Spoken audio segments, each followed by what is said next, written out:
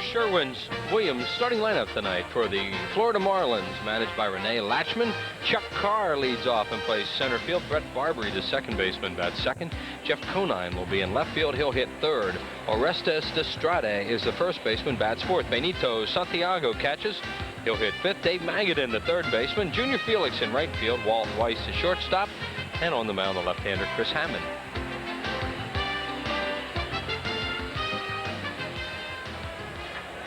And on the mound for the Phillies tonight, the left-hander Danny Jackson, 6-footer, 205 pounds. Danny, 31 years old, out of San Antonio, Texas. Drafted number 1 by Kansas City in January of 1982. He'll face Chuck Carr, a switch hitter, tied for the National League lead in stolen bases with Vince Coleman. He has 27 of them. Carr, a .342 hitter from the right side, where he will face Danny Jackson. What a jump he has made from Double-A to the big leagues, and has done it very well. He's had some tryouts with other teams as he hits it high in the air to left field, and Milt Thompson waits and puts it away. He's played with a couple other ball clubs, but doing pretty well with Florida. There's the Phillies defense. Kim Batiste at third, Joe Millette at short, Mariano Duncan at second, Ricky Jordan at first, Thompson, Dykstra, and Cavilla in the outfield, Dalton behind the plate, and as Chris said, Danny Jackson on the mound. And Brett Barbary, the batter, playing at second base. Barbary, another switch hitter. Have 5 of them in the lineup tonight due to Florida Marlins. Barbary with Montreal last year was on the disabled list with a sore elbow when the Phillies played Florida down in Miami a few weeks ago. The umpires tonight behind the plate: Brian Gorman, Bruce Fremming at first, Ed Montague at second, and Mike Winters at third base. There's a base hit to center field. Dykstra and Thompson almost collide, and Milt Thompson cut it off and got it back in. So Barbary is on. He was hitting .360 from the right side prior to that hit. Yeah, everybody thought that Colorado, who drafted a few more veterans than the Florida team did, would be much higher in the standings, but really the pitching has helped this ball club turn around. They've got some good pitching, and of course when you get to the 8th and 9th inning and you got a stopper like Brian Harvey, big reasons why the Florida Marlins have jumped up in the middle of the pack. Come into the game with a 3.60 earned run average, good for 5th best in the league. The Phillies are second. Jeff Conine, the batter, and the pitch is low for ball 1. Conine out of the Kansas City organization, playing in left field tonight. Orestes Destrade on deck. He's a switch hitter. Made kind of an impact on opening day, their first game, 4 for 4 against the Dodgers' Oral Hershiser. They think this guy can hit with some power, although when we saw him, he hits a lot of balls to right and right center. I think they'd like him to pull the ball a little bit more. We'll see whether he's changed since the Phils were down in Florida. Count is 1 ball and 1 strike on him now. Probably one of the big reasons he's hitting .284 is he's using all the field. Yeah, and he's only hit 2 homers, knocked in 22. Danny Jackson coming off his best start of the year as he beat the New York Mets 3-0 on Saturday at New York in a complete game shutout. First complete game since July of '89, his first shutout since September of '88. And Danny was happy to get that monkey off his back and get that shutout in the book, and complete game especially. 2 balls and 1 strike on Conine.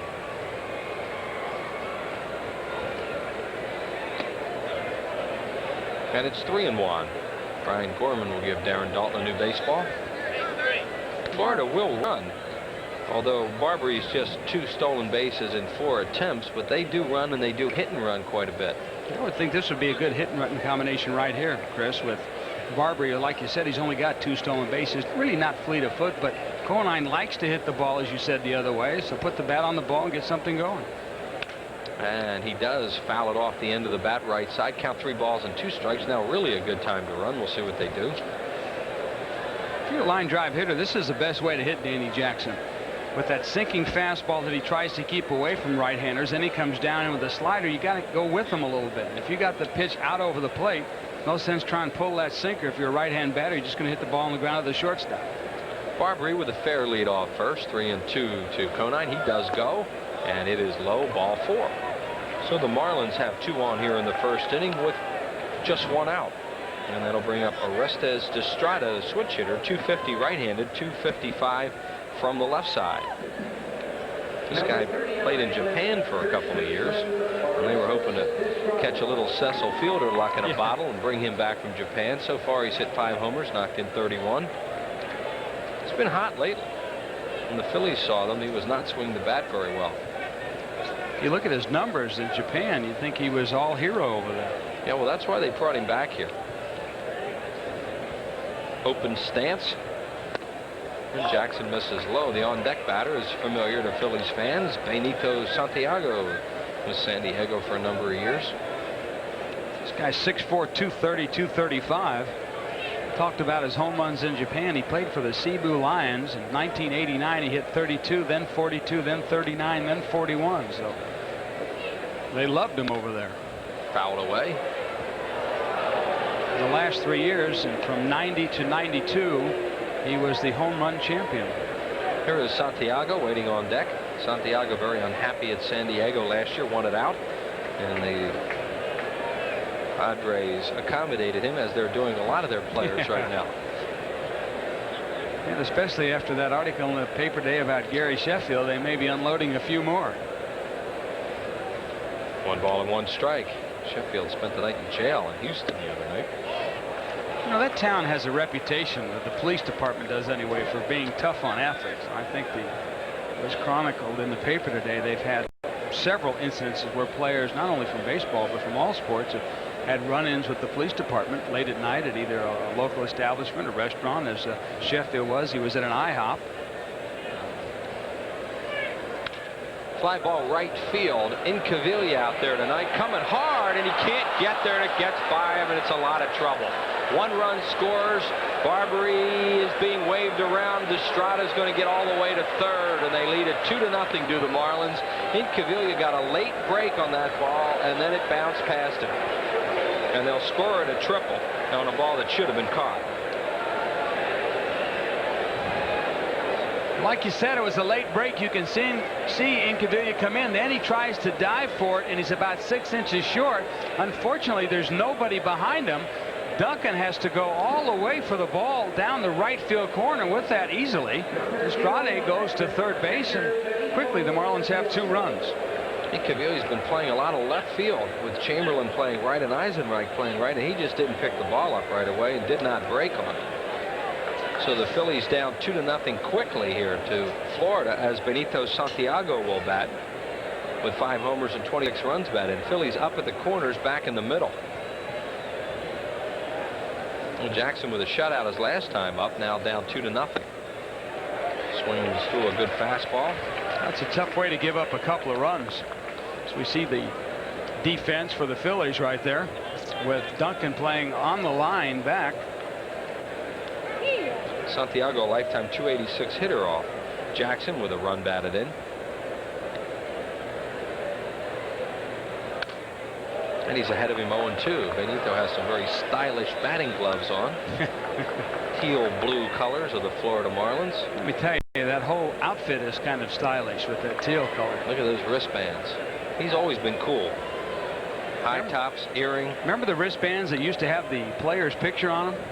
I thought that was maybe carrying it a little too far when you're wearing wristbands with your own picture on it, you know? They got him. He chased a high fastball. Big strikeout for Jackson. So everybody can move back in the infield now with 2 outs. Big strikeout. The ball was out of the zone, Chris. Look where this pitch is. That wasn't even a strike, and Santiago goes after really a pitch 5-6 inches out of the strike zone. So that really helps Danny out of a little bit of a jam there. Here's Dave Magadan, longtime New York Met player. He's hit 6 of his last 7 at a .407 clip. Doing a good job for Florida, batting at .290. And according to their people, playing third base very well. So Jackson really should be out of the inning now with nothing. But he's down by 2 and still in trouble with 2 outs. And the pitch to Magadan is down low, ball 1. I look back at the years that Magadan had for the Mets. He started there back in 1986 and has always hit the ball very well. His best year was .328 and 90. I'm really surprised that the Mets let this guy get away, because I always thought him as a pretty good hitter, especially a guy coming off the bench. thing we've noticed about him is he started to pull the ball more. Although the Phillies are going to play him as an opposite field hitter against a left-hander like Jackson, they have Dykstra shading him towards left center. But he's starting to turn on more balls, and you have to respect him more as a pull-type hitter. Even though he doesn't hit many home runs, he's just got a very good batting stroke. He's a legitimate major league hitter in this lineup. And Jackson gets that one over 2-1. Happy birthday tonight to Tom Hain of South Philadelphia. And our good friend Joe Andriozzi, 60 years old today. Married 37 years. Joe, a guy who spent a lot of time at Dream Week with us over the years. 2 balls and a strike to Magadan. Tries to check. He can't. It's 2-2. Magadan, like most left-hand hitters, likes the ball down, but he likes it a little bit out over the plate. He's got some pretty good size arms. He likes to extend them. Jackson trying to keep the ball in on him, as you saw in the last pitch, the last 2 pitches. And Magadan was not able to hold up on that last one. So Jackson really wants to tie him up inside under the hands. Jackson has such a heavy fastball, and you see Dalton fighting that pitch. And the count is now full at 3-2. The on-deck batter is switch hitter Junior Felix, formerly with Toronto and California. Has some power. There he is. Full count pitch to Magadan. Line drive on 1 hop to Millette. Has to back up. Throws. Got it. So the Phils give up 2 runs in the inning. 2 runs on 2 hits, no errors, and 1 left. 2-0 Florida after 1/2 inning. Can Texaco System 3 gasolines help make a difference in performance? System 3 performs in a car the way I perform in a car. With System 3, anybody can perform like Mario Andretti, but not in my county. Every grade of Texaco System 3 performs in cars both new and old. They do? Well, no wonder we're getting the horsepower we should be getting. Is that right, Ashley? Count on System 3 for performance in your car. Dad, could you drive like Mario Andretti? Any professional painter will tell you that if you want results like these, you gotta know the tricks of the trade. You gotta ask Sherwin-Williams. Now, these are guys you can trust. They've got good paint, good price, good advice. Guaranteed. Want to know something? I didn't paint this house. The guy that lives there did. Hey, fella, nice job. This guy knows what the pros know. Ask Sherwin-Williams. Hey, Dad, how about some money for the movies? Sure, kid. The frosty mug taste of A&W root beer. It really brings back memories. A quarter? Get some popcorn, too. A&W, our frosty mug taste brings you back. Here's Sherwin-Williams starting lineup tonight for the Phillies, managed by Jim Fregosi. Has Len Dykstra in center field. Milt Thompson in the 2-hole tonight in left. Ricky Jordan at first base. Darren Dalton catching, hitting 4th. Pete Incaviglia in right field. Mariano Duncan at 2nd. Kim Batiste, the 3rd baseman. Joe Millette at shortstop. And on the mound for the Phillies tonight, Danny Jackson. And for the Marlins, at 3rd base, Dave Magadan. Shortstop, Walt Weiss. 2nd base, Brett Barbary. Orestes Estrade at 1st base. In the outfield, Jeff Conine, Chuck Carr, and Junior Felix will be in right. Behind the plate, Benito Santiago, and on the mound, the big, tall left-hander, Chris Hammond. 6'1", 195-pounder. He's 27 years of age. Makes his home now in Birmingham, Alabama. Florida got him from Cincinnati on March 27th for Gary Scott. And Lenny Dykstra leads it off. Dykstra leading the league in runs. He has been hot lately and doing a good job for the Phillies out of the leadoff spot. Scored a run in 11 straight games, lead the league with 57. He's up among the league leaders in doubles, steals, and walks. Hammond's first pitch is inside. Hammond against the Phillies had a no decision in Florida's 5-3 win on the 19th of May at Miami, as you look at the run leaders. He pitched 5 innings in that ball game, 2 hits, 3 earned runs, threw 900 feet in home runs to Chamberlain and Incaviglia. 2 of the longest homers you'll ever see. I heard. In fact, I saw him on ESPN. To be successful, he's got to throw to spots, though, Chris. He's not going to overpower you with his fastball. He has 4 pitches: fastball, slider, change, and curve. Probably at times his changeup might be his best pitch because he does change speeds very well off his fastball with the curve and the change. Oh, my. Dykstra I thought that was high, and it's 3-1. Last year he was with the Cincinnati Reds.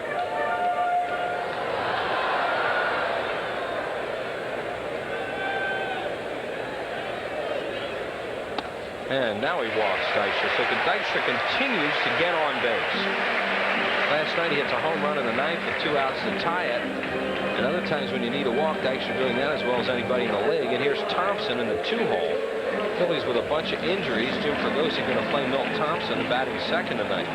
A big reason that Dykstra is able to get on base by walks is the fact that he has a lot of confidence in himself up to 2 strikes. He knows that he can give up to 2 strikes before he has to swing, and he's got good bat control, so therefore you can take some pitches. Hammond with a decent move over. He has a step-off move the runner has to be aware of.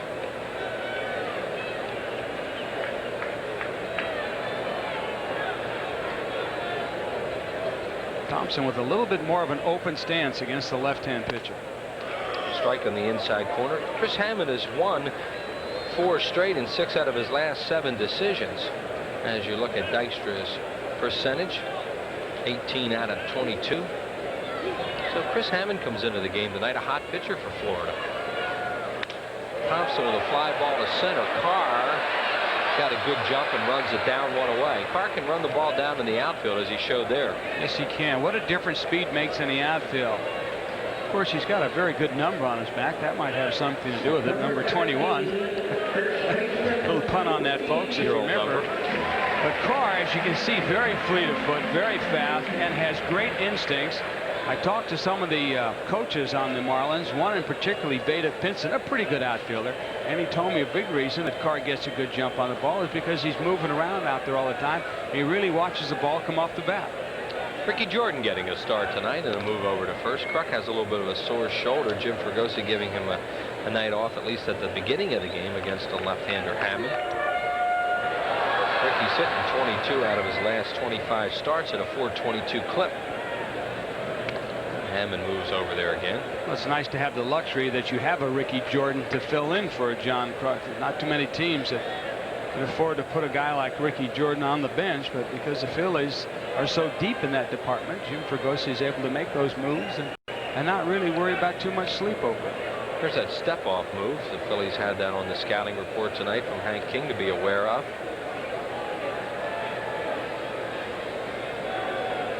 A step-off move, in case you're wondering, it's a very quick move where as the pitcher lifts up his back foot, which would be Hammond's left, as he lifts it up, he's also in the process of throwing to first base. That's a balk. I think Bruce Fleming just called that, saying he didn't stop. And Hammond doesn't like it. So Lenny Dykstra will move up to second on the balk by Hammond, his 3rd of the year.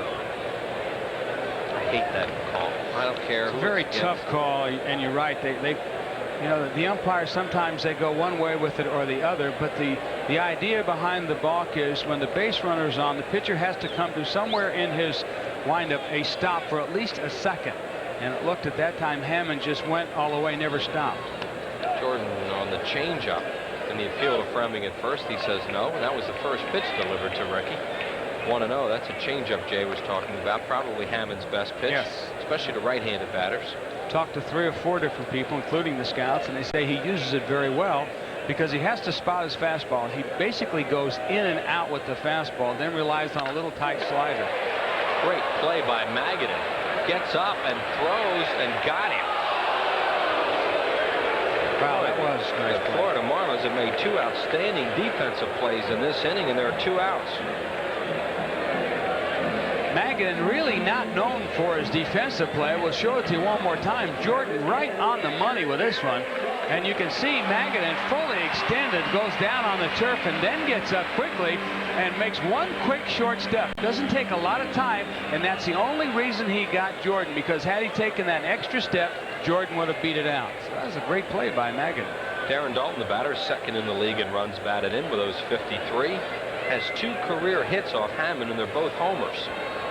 He's 2 for 5 off this left-hander and takes a fastball over for a strike. And Cavilla waits on deck. Matt Williams continuing to lead in runs batted in. Bonds sneaking up again. Both Williams and Bonds have 19 home runs. as the Giants continue to lead that division.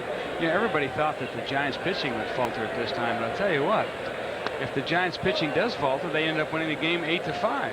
So they've been able to put it all together so far.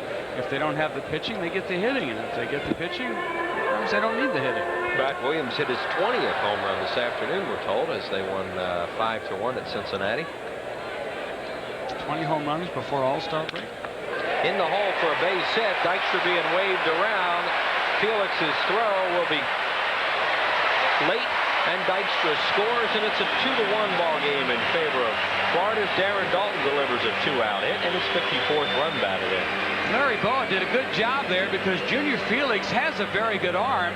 He was playing Dalton deep, but the throw by Felix, it was about a 4-hopper by Dalton, but the fact that the throw by Felix hit the turf too soon. You can see he got the ball way too low. It took 1, 2, 3, 4 hops before it got to home. Had he thrown that ball a little bit more in the air, Dykstra would have had the slide. It would have been very close. You see the RBI by Dalton, and Incaviglia the batter. Incaviglia, as we mentioned, hit that monster home run off Hammond last time. Now he hits a ground ball to short. Weiss will flip to Barbary. That'll do it for the Phillies here in the first inning. They pick up a run on a hit. No errors. They'll leave 1. It's 2-1 Florida after 1. You know, a lot of people think you have to be a pro to shop at Sherwin-Williams. Actually, you just have to want to paint like one. That's why they're having a do-it-yourself sale. Their best-selling A100 exterior flat is only $13.99, and Classic 99 interior flat is just $12.99. It ends June 26th. So if you're a do-it-yourselfer, you better get going.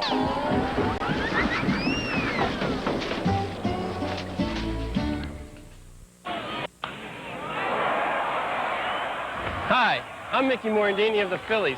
When I make the plays at second base, I depend on my Rawlings glove. It's a choice of the pros. At Gold Medal Sporting Goods, you'll find a great selection of Rawlings gloves, balls, and equipment. Plus, Gold Medal is the official retail outlets of the Phillies.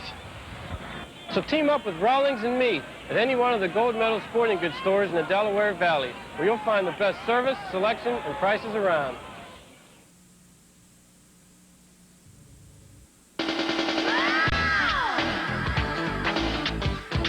The Phillies are making fireworks during the games, and we've got 2 spectacular fireworks shows after the San Diego games. Friday, July 2nd, when a doubleheader starts at 4:35, and Saturday, July 3rd at 7:05. Then all kids 14 and under get a free batting helmet when the series wraps up Sunday night, July 4th at 8:05. 2 fireworks spectaculars, free batting helmets, great baseball. Call 463-1000.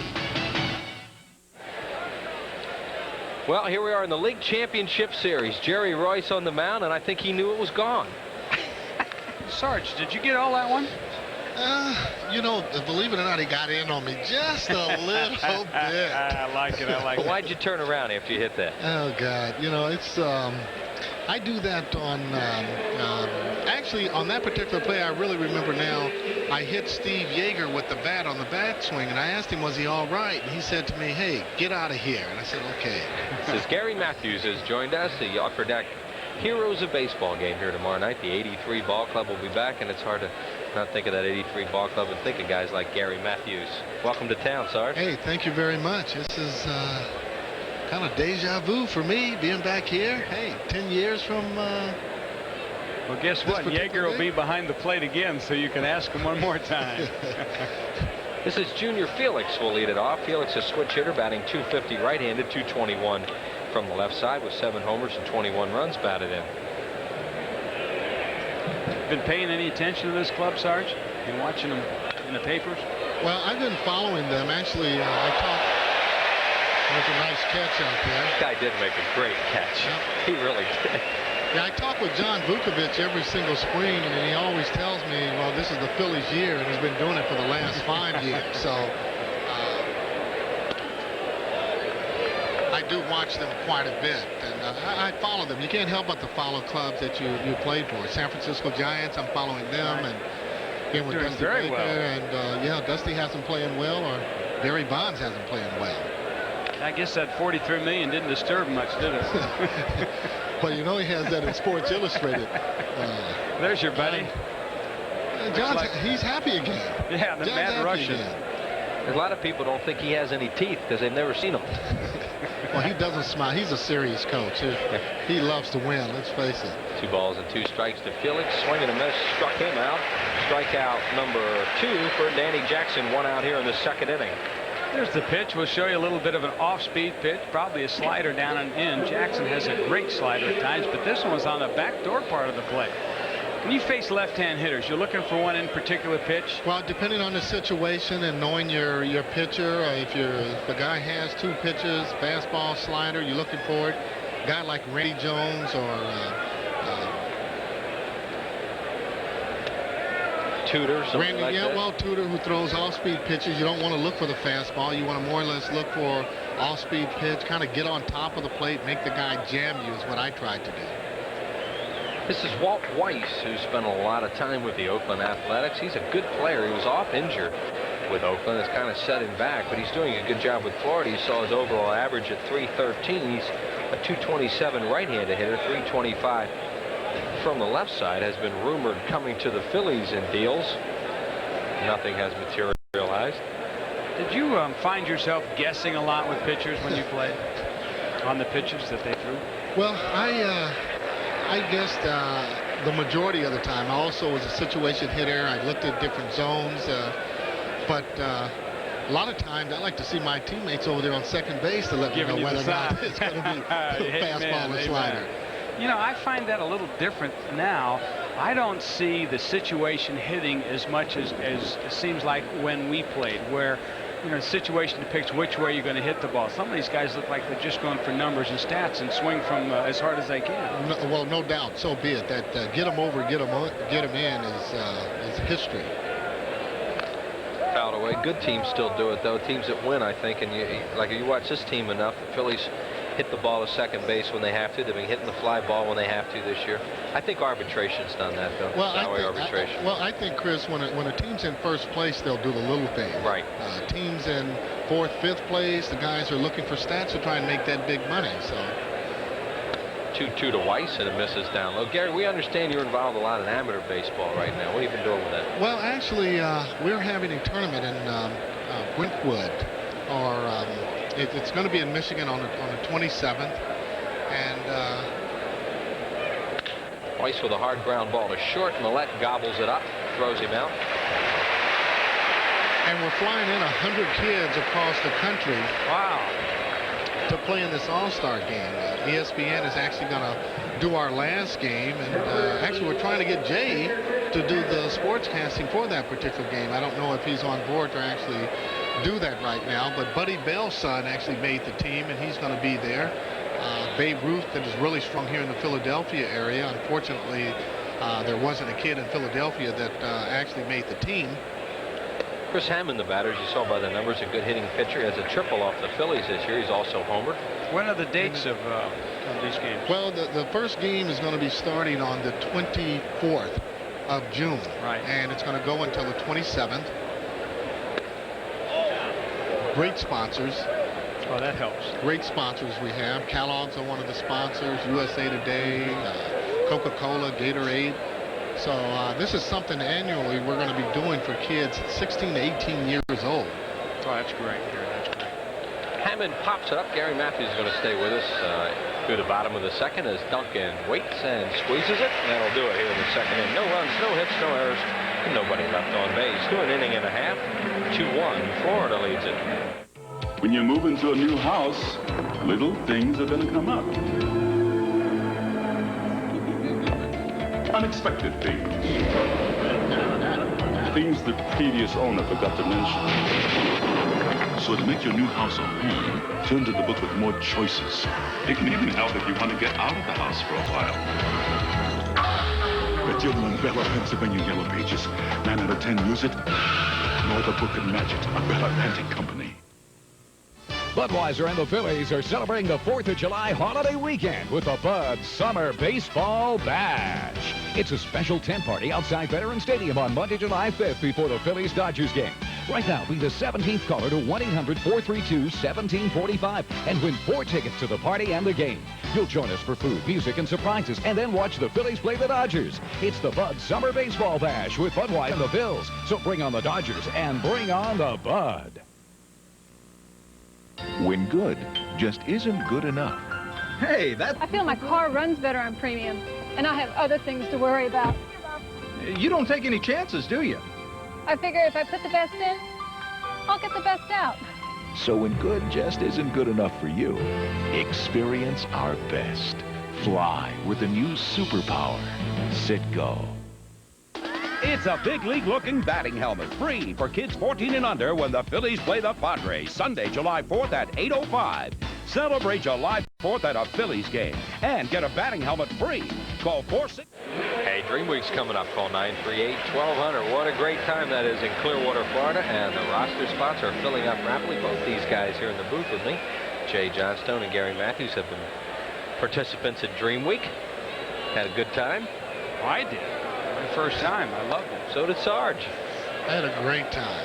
You want to correct where that tournament's going? Well, actually, yes, I made a mistake. The tournament is going to be in Battle Creek, Michigan.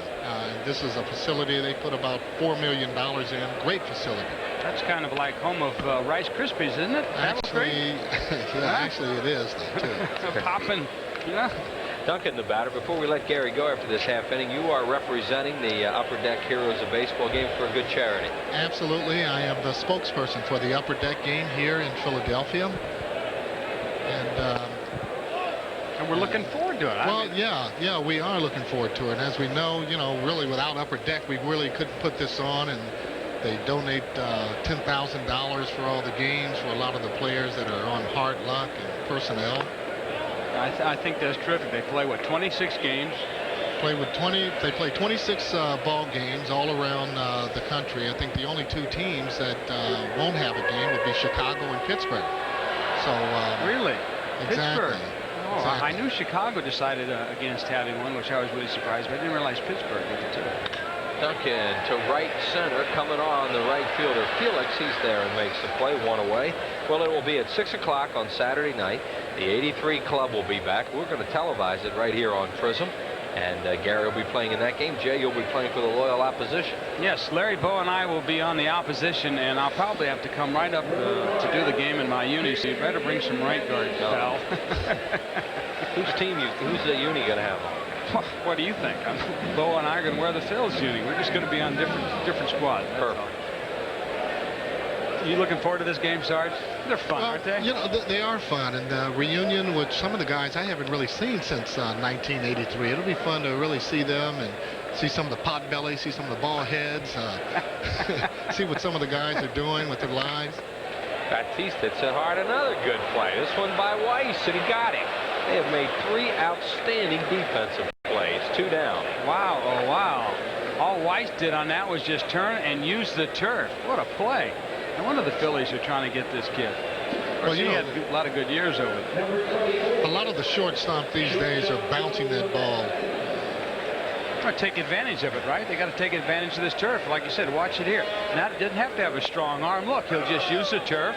He'll bounce it once, and he'll just get there ahead of Batiste. Ryan Sandberg does that quite a bit in Chicago. You really get a chance to watch him a lot. I mean, what do you think of him?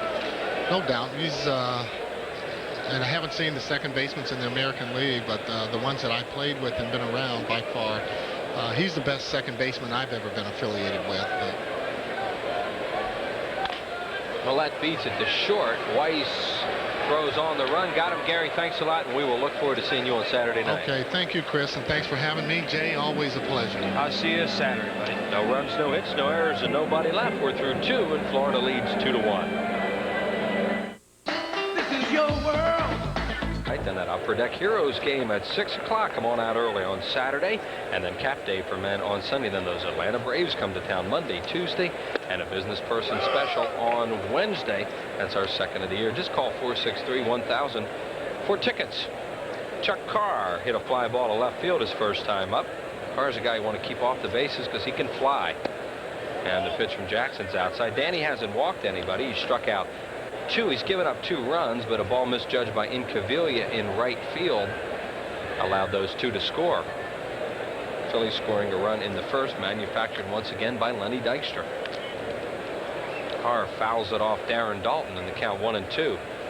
Even though that Carr has had cups of coffee in the big leagues with New York in '90-91 and St. Louis in '92, as we see him foul this one off Dalton right there.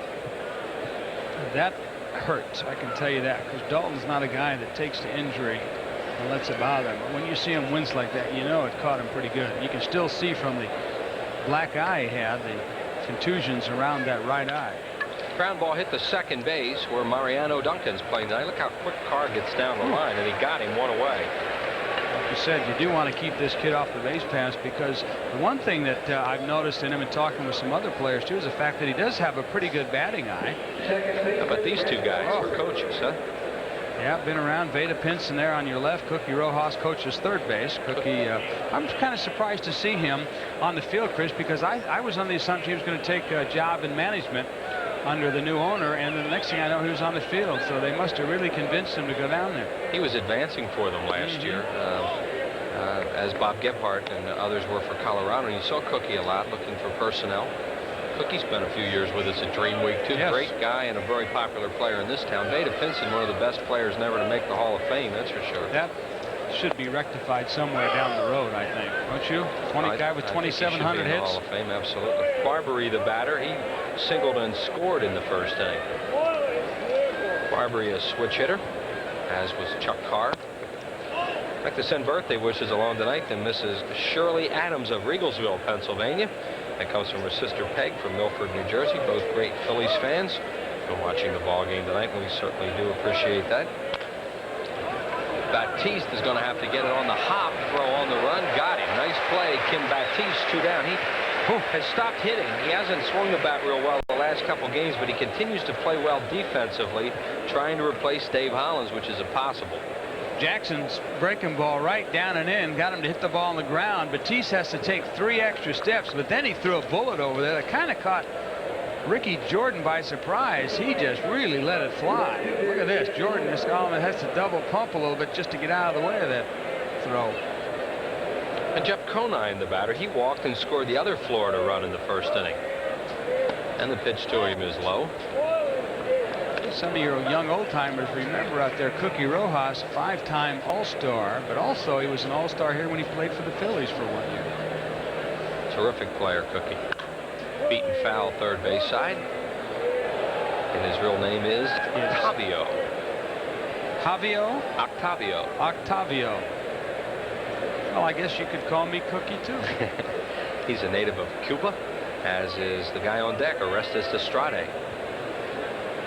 1 ball and 1 strike on Conine, and the pitch is over. Stay tuned after this half inning, as Larry Rosen's going to go back, and as we're talking about that reunion coming up on Saturday night of the 83 Club, he's going to show you Steve Carlton's strikeout that made him the all-time strikeout king at the time, and then Nolan Ryan eventually went by him. We did that game on Prison that night, and Frank Pulley was the home plate umpire, and I think he struck out Wallach. Let's see if we can figure out who it is. I know Pulley was the umpire, and it was Montreal. Well, we'll just stay tuned for that vintage vision.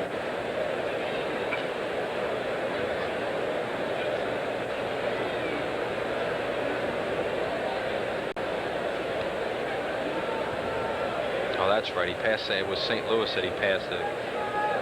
That strikeout of Wallach was.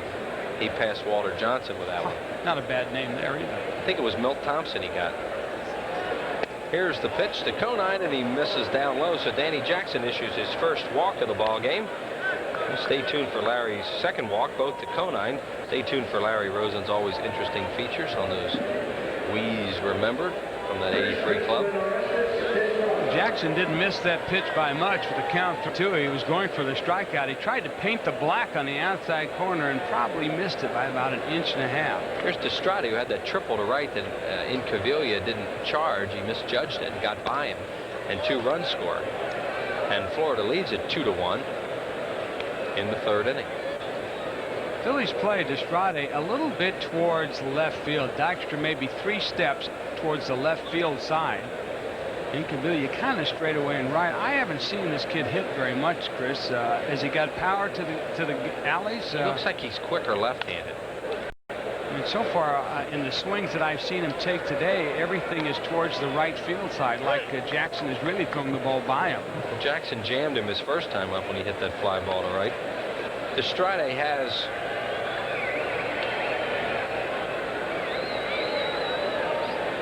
10 doubles on the year, and he's hit 7 of them left-handed. So that's what I mean. From what I've seen of him, he looks like he's a quicker left-handed hitter. Almost maybe the Phillies should play him more towards right center field. Gets it over, and the count 1-2. Lenny Dykstra will move a little bit, probably, with the count in the pitcher's favor. Lenny is very, very good at playing the count. There you see him. As we said that, he starts moving over towards right center, knowing the count. He plays the count as well as any center fielder in the league, and he moves well over. And that's why he is a very good center fielder. You should never be in the same spot. He went, and that's a strikeout for Jackson, his third of the ball game. No runs, no hits, no errors, and 1 man left on base. Time now for that vintage vision as we await Saturday's reunion of the '83 Phils. Let's go back to the night Steve Carlton became baseball's all-time strikeout king.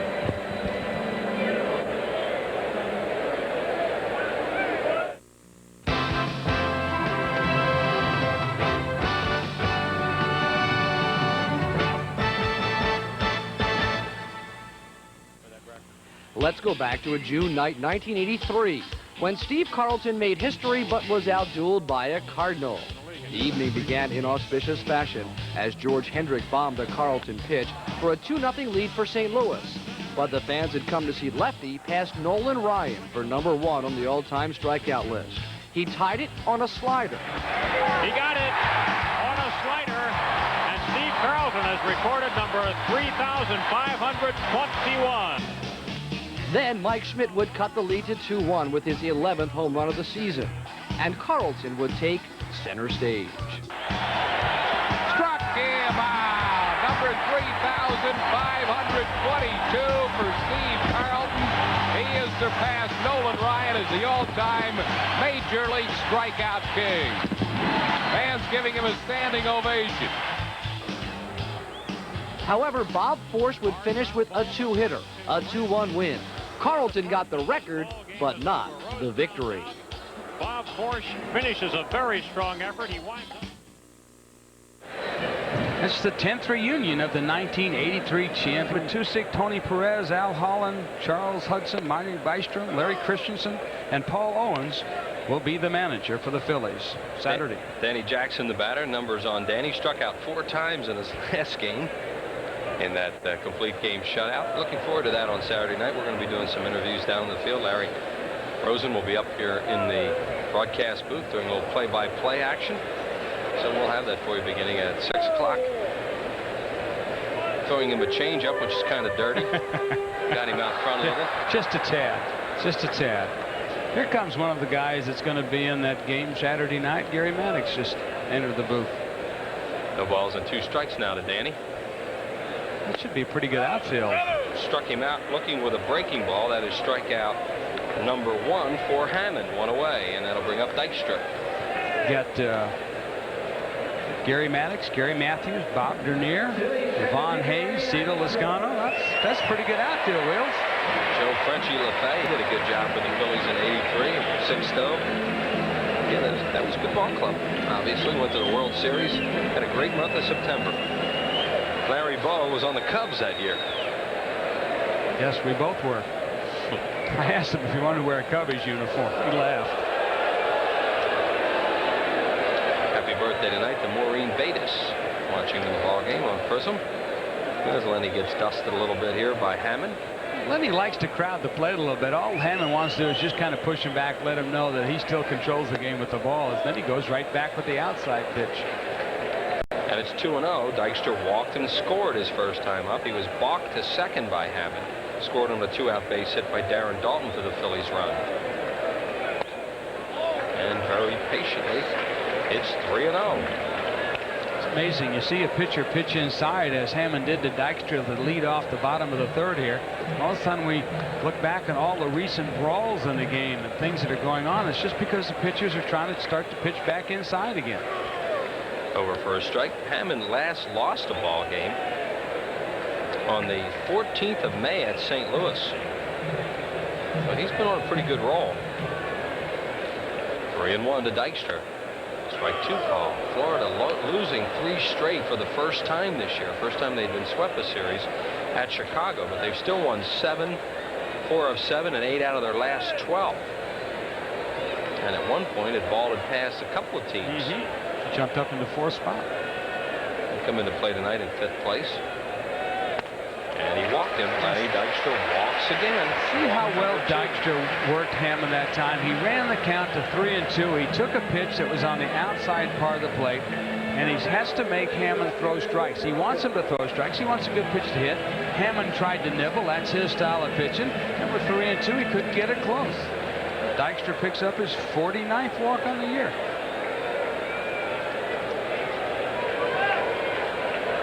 And Milt Thompson batting in the 2-hole tonight and playing left field. Hit a fly ball to left center his first time up. The car ran down. Chuck Carr shading him that way.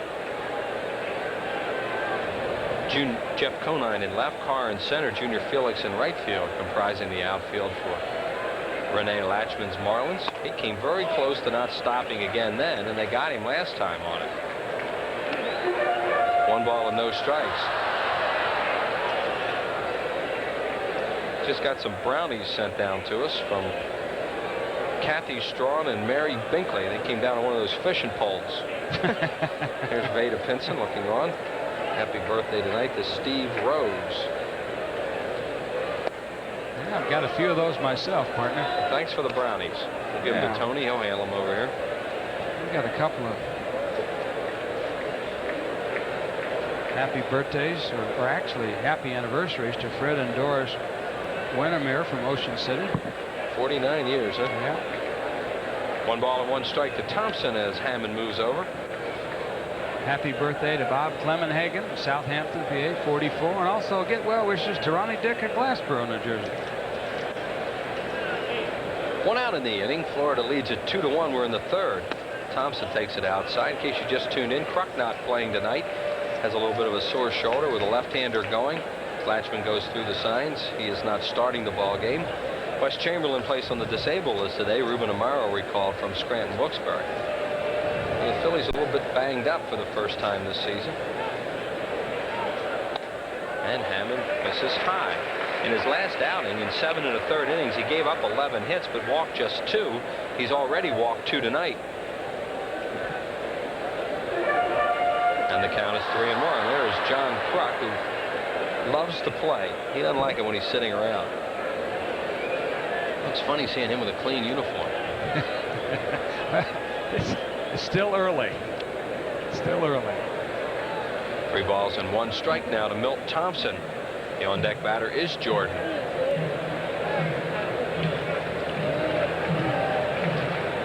Big hole on the right side. Thompson hits it to center and deep. Back goes Carr. He got a good jump, and he's there as the ball dies out there. And that's the 2nd out of the inning. Kid looks better and better each time I see him go after a ball in center field. Like I said, he did get a good jump. He didn't take his eye off the ball. He ran to a spot in center field and turned around and set himself ready to throw. A lot of times you see outfielders today get a little lackadaisical out there, maybe catch it one-handed, but not really set themselves up so that if they have to make a throw, they can. Carr caught the ball ready to throw in case Dykstra had tried to do something tricky by maybe going back to first early and tagging. Jordan, the batter, robbed of a base hit by Magadan his first time up. Big overshift right now on Jordan, the second baseman. Barbary playing almost behind second base. Weiss, a shortstop, over in the hole. Look where the second baseman is. Wow. They figured Jordan's going to pull this left-hander, or the odds are good that he will. And he goes outside with a fastball, 1-0. The on-deck batter is Dalton. 2 runs, 2 hits, no errors for Florida. 1 run, 1 hit, no errors for the Phillies in the 3rd. Lenny Dykstra, 2-out base runner. It's almost worth telling yourself, let's see if I can take 1 shot to right field. You know? Second baseman Barbary almost behind the bag. All I have to do is hit a little pepper grounder. It's a slider over in the inside corner. Of course, you know what Hammond is going to do. He's going to show the fastball to Jordan way outside, miss with it by a foot, And then he's going to keep coming back with everything inside, whether it be the fastball, a cut fastball, or a slider down and in. They count 1-1 now on Ricky. There's another breaking ball, and he swings and misses. Hammond's given up 11 home run balls this year, which is a high total. However, none in his last 3 starts. How would you rate the Joe Robbie Stadium as a home run hitter's park now and then? Good. It's good. It's a good home run hitter's park. It's nothing like Mile High, of course. No, but I mean, so that could be a reason for some of those 11 home runs because it's pretty much a hitter's park. Yeah, I think it is. It's fairer than Mile High, but it's a good hitter's park. I would think in the summertime down there. Ball would fly, wouldn't it? Yeah. Well, you get that heat down there, and you know it does get very humid. Plus, the pitchers are going to get worn out quick down there with that humidity. 1 ball, 2 strikes, and 2 outs to Jordan. Ground ball beaten foul as Dykstra was off on the pitch. So far, Hammond's trying to keep everything in tight on Jordan. He doesn't want to let him extend. Jordan really likes the ball up and out over the plate, as do most right-hand hitters, but Jordan's arms are very long. He's got very long arms, big hands. Really has a big swing, likes to extend. If he gets a pitch up and out, he can take it out of here. So what Hammond's trying to do, and Santiago knows this, is trying to keep the ball down and in on him, tie Jordan up inside. Hammond with a little lob toss over there as he saw Dykstra take off on the last pitch. First of 4 with the Florida Marlins. This is the last stop for Florida, and they have now visited every National League city.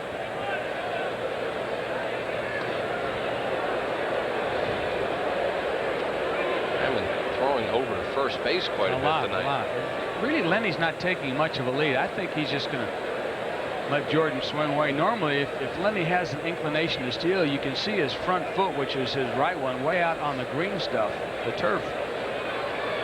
Lenny about 6 to 8 inches off that turf.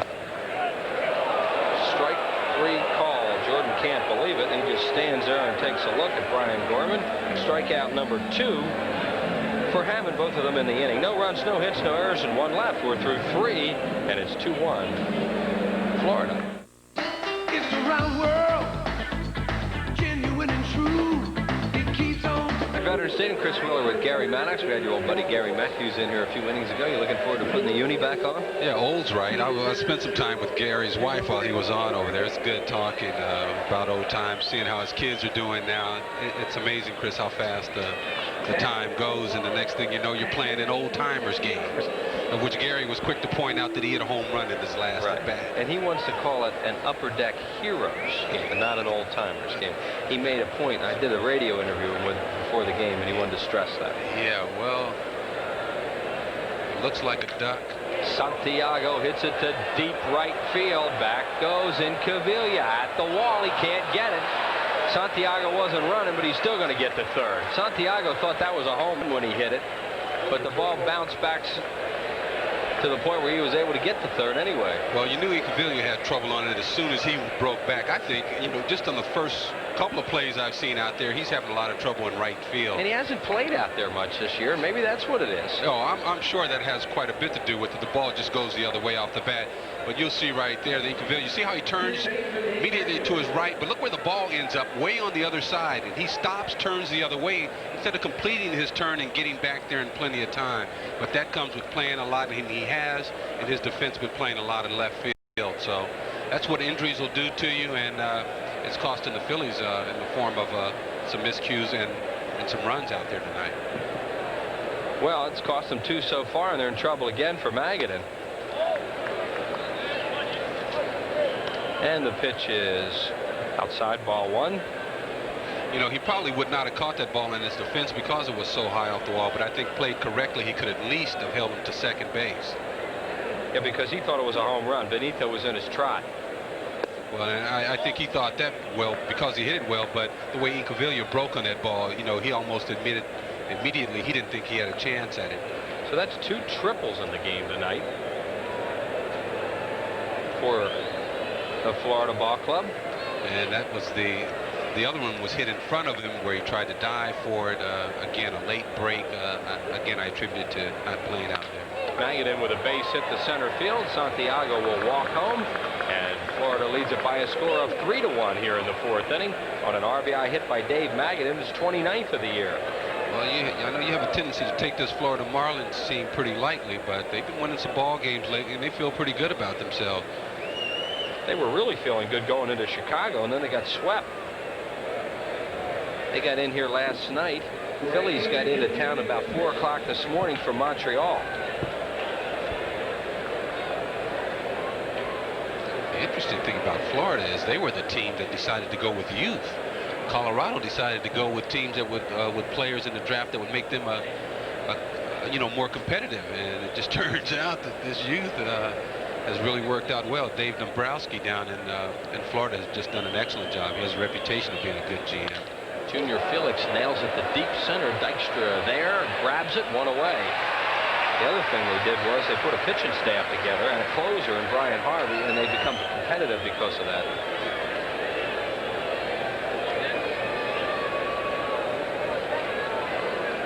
Well, I think if anybody proves how important pitching is, the Phillies have shown you what. You put a good pitching staff on the mound. That's Brian Harvey right there. We're just talking about him. Guy tipping his cap for us. Walt Weiss, the batter. Weiss grounded to Millette at short his first time up. Shallow center field. Who wants it? Dykstra doesn't see it. So Incaviglia grabs it. And he needed Incaviglia's help. As Gary said, he didn't see that ball. That's 2 down. Well, you look up in the sky, you can see why it was a problem. But Lenny, you can see his hands go up right there. He doesn't see it. And Incaviglia coming on. Nice easy play. Boy, that's a bad feeling when you look up there and see nothing. But the worst thing you can do is wait to the last second to indicate that. You got to let the guys around you know so that they have time to go over and pick you up. As Greg Lazinski did to you one night, you went all the way over the foul line. Hammond takes a pitch outside. Did you catch that ball? No, I didn't. I got to the foul line and overran it, actually. That was a... I remember Bull putting those hands up in the air, and you were, uh-oh, here we go again. Hammond, a good hitting pitcher, 207. In fact, he's batted safely in 5 out of his last 6 games. In Greg's defense, it was not a lot of agains involved. I think he gave the best effort, and I think that was part of the reason why we were able to play good out there, because he always gave his best effort, and you knew what he was going to be doing out there. Florida with a run in here in the 4th inning. They lead it 3-1. They've out-hit the Phillies 4-1 in the 4th. Hammond fouls it away. This guy's a good athlete. As I mentioned, he's hit safely in 5 out of his last 6 games, and he's also scored 7 runs this year.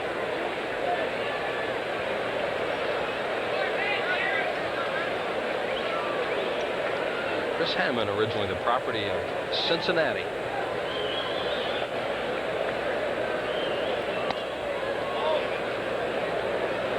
Two and 2.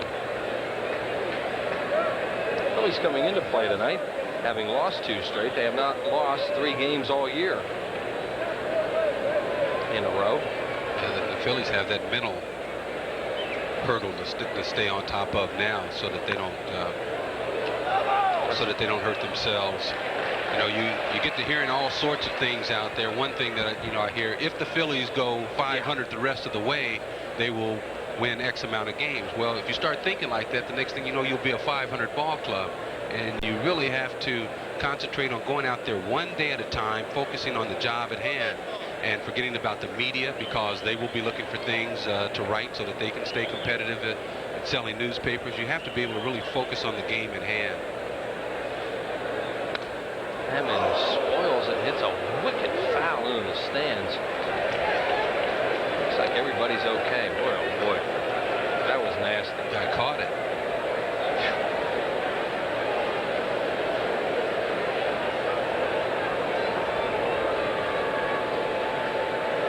Here we go again, 2-2 to Hammond. Ooh. And he does check on it, and now it's a full count. So Ricky Jordan will play off Magadan at first base. He'll be off on the pitch with 2 outs. Well, Hammond started to dive into that pitch there, and I mean, he almost got decapitated. He was looking away from those pitches. Oh, again. Did it again, and he walked him. That's walk number 3. Moving Magadan to second base.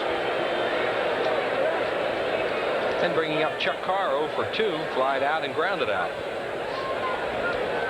You see, he starts to dive into that, and at the last minute recognizes, hey, there's a left-hander out there, and that ball's moving towards me. Just gets his hands out of the way. It's a hot night at Veterans Stadium, but Hammond wants the warm-up jacket, and Veda Pinson obliges him. Look at those colors. Teal blue. This looks like your car. Is that the same color as your car? Yeah, it is. So were you saying look at those colors as in you like them, or they're... I like teal blue. Looks good on a guy, but doesn't look good on the car.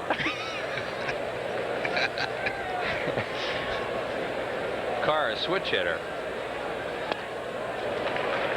Strike one.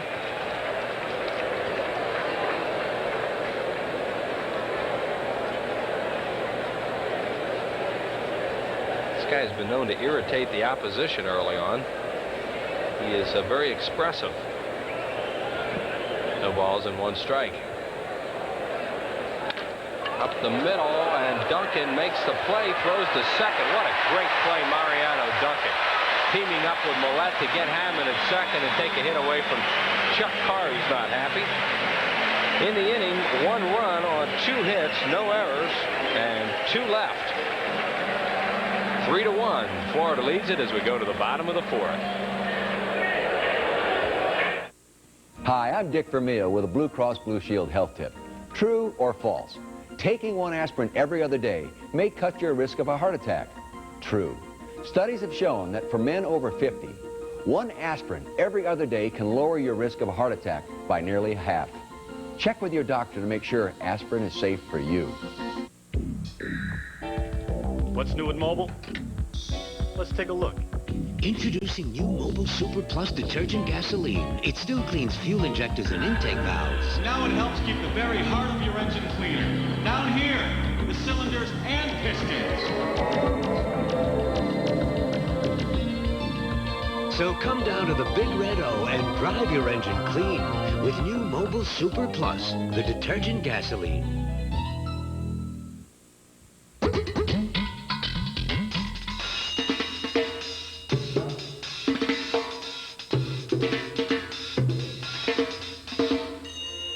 It's out there. Tonight's winning daily number is out there. So what are you waiting for? Get out there and play it. The Pennsylvania Lottery's daily number. Don't forget to play every day.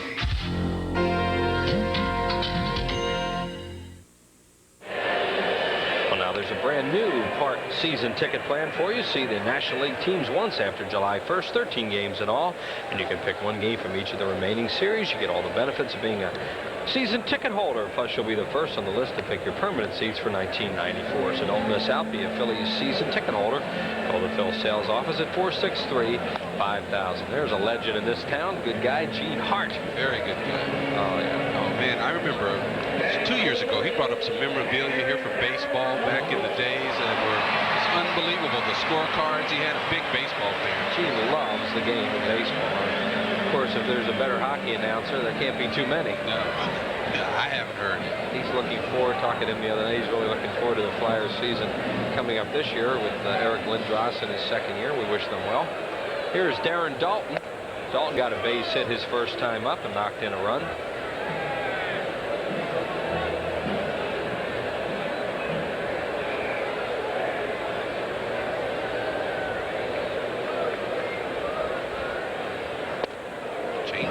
Yep, that's his best pitch, and he will throw it to left-handed hitters also, as he did there to Dalton, and gets ahead of him 0-2. What I liked about Dalton was a changeup normally will get you to commit some kind of way. Darren recognized it, said, hey, I'm not offering that at this time. Yeah.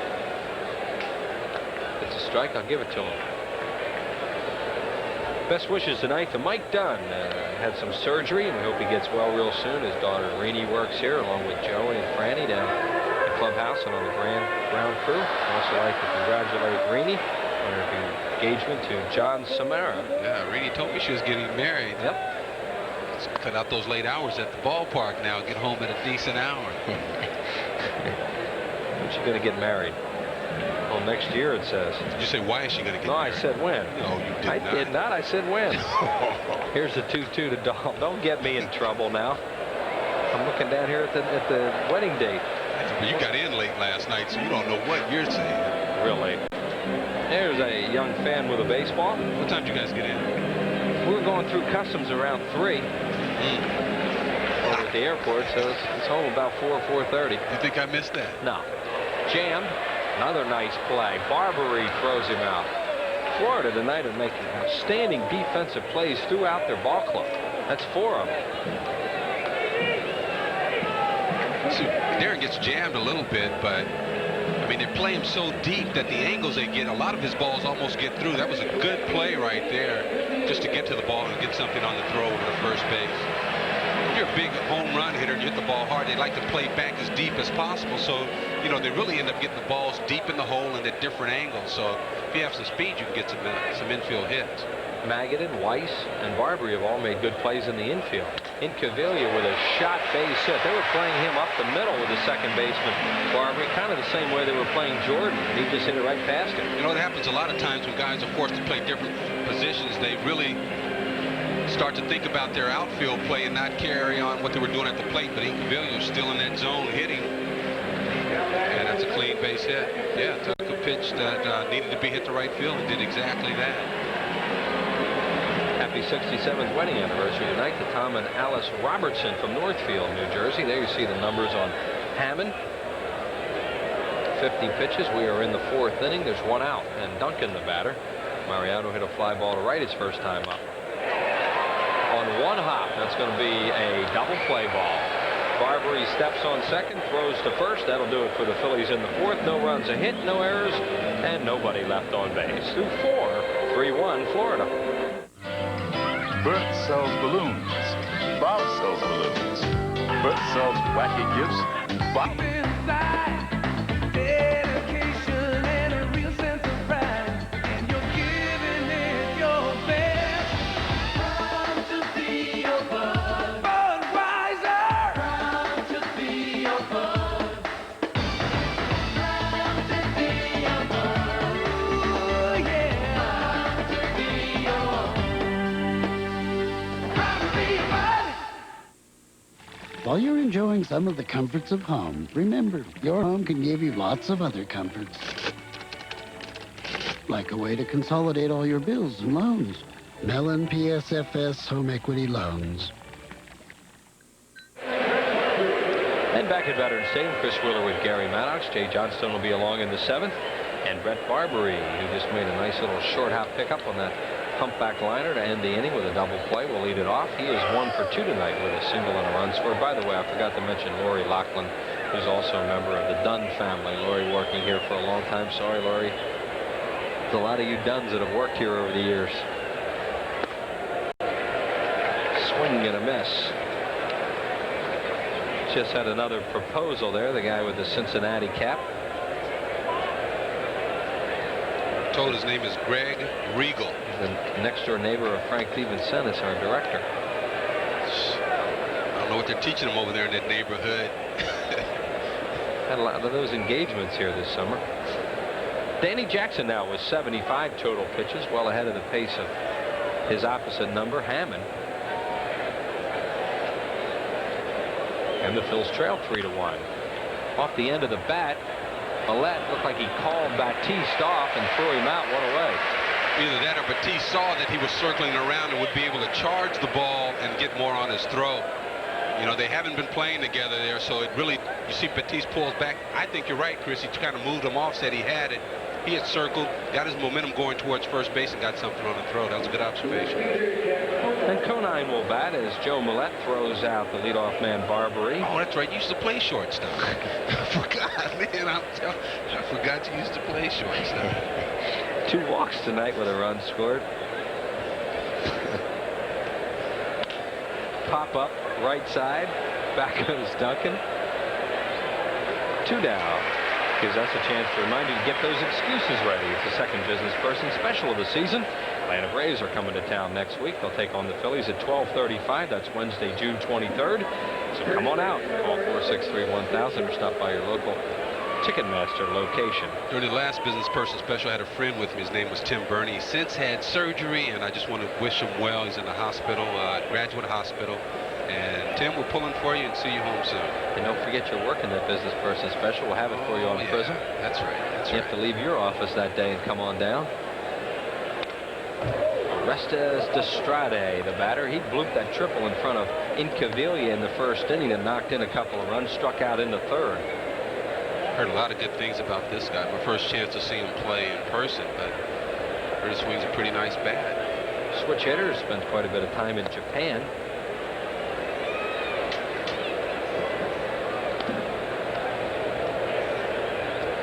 Hit 154 home runs in 4 seasons in Japan. Huh. That's impressive.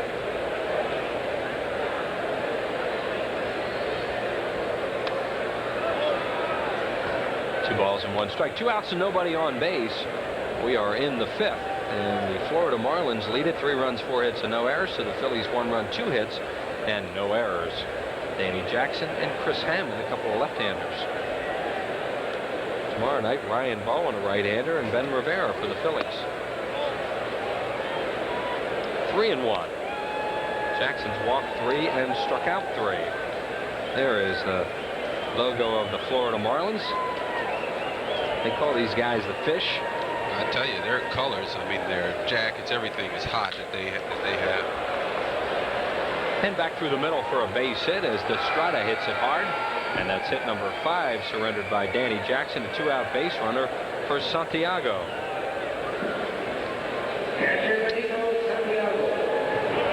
Chris, it's a fastball inside part of the plate, and that's just a nice swing put on that ball, not trying to do too much with it. Something you don't see from guys who are accustomed to hitting a lot of home runs. They're usually swinging from their heels. He was ahead in the count and made the most of it. Benito struck out his first time up, tripled off the wall in right field. In his second at bat, he is batting at .230. Pitches inside that triple for Santiago, his second of the year. Padres all-time home run leaders. Here's Benito in third place. Well, I tell you, I remember when Larry Bowen was managing the San Diego Ball Club, and Santiago and Kruk came in. They were both of them hitting home runs, and the thing about them was they hit it to the opposite field. That was shades of that for Santiago in his last at bat. Kruk, since he's been over here, we know he hits the ball a lot the other way. They were promising players. And that is a great ballpark now, especially to hit them the other way, because the ball carries there and the fences are so low. 1-0 on Benito Santiago with Dave Magadan on deck. 2-0. Jackson not sharp tonight. He was very, very sharp in his last outing against New York, walking 1, striking out 5. Tonight, behind in the count quite a bit. One of those hang in there, battle through it nights, and he trails 3-1.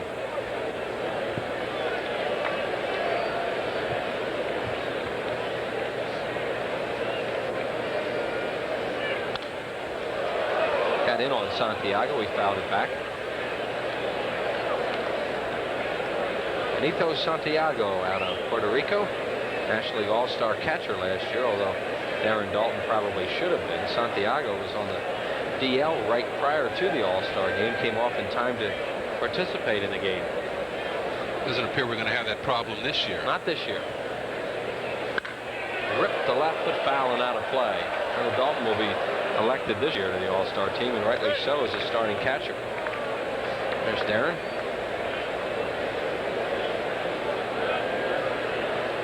Phillies with Batiste at third, Millette at short, Duncan at second, and Ricky Jordan at first tonight. Chamberlain on the DL, Kruk with a sore shoulder, and Hollins on the DL.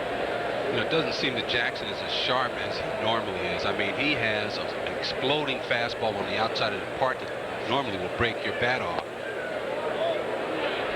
And he's just not as sharp, and as a result, a big part of that also is the fact that he's behind a lot of the hitters as well, maybe taking a little bit off to throw it over. But when he's on, it's a hard slider in, a fastball that explodes away. And he is behind in the count again as it's 3-2, and the runner will be off. There goes Destrade, and it's inside, ball 4. That's walk number 4 issued by Jackson, and that'll bring up Magadan, 1 for 2 with an RBI hit. Well, I think another sign of a guy struggling is when he tries to throw a 3-2 breaking ball to try and maybe fool the hitter at a time when we're used to seeing him go right after the hitter with a fastball. So that might be an indication as well. Johnny Padres looking on. You know, in the Phillies, a pitching staff, their starters, especially with their starters, I should say, with a lot of complete ball games. And, you know, one of the reasons you don't like to press them into that is because of the tendency to get tired. So, you know, Fergosi and Padres will determine, you know, how they'll condition their pitchers to go the rest of the way and how long they'll stay with them in the ball game. Danny Jackson coming into the game tonight, 89 2/3 innings.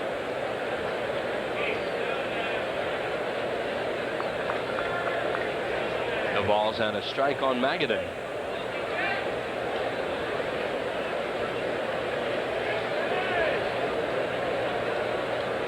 Well, he's playing as an opposite field hitter. It's a good breaking ball. He swings and misses, and he's behind in the count now, 0-2. Dave Magadan had quite a career with the New York Mets. There he finished with a .292 career average behind Keith Hernandez. That's so Keith Hernandez right there, .297. That's just his career with the Mets, because I think he's probably a 300 hitter lifetime. I know he had some big years with St. Louis. Wound up his career, I believe, with Cleveland. He was hurt a lot those last couple of seasons. Didn't play very much.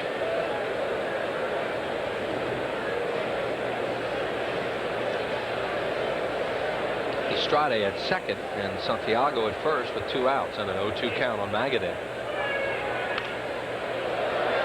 Good hitters do that. Jackson threw him almost a perfect pitch away, and he just checked swing, fouled it off.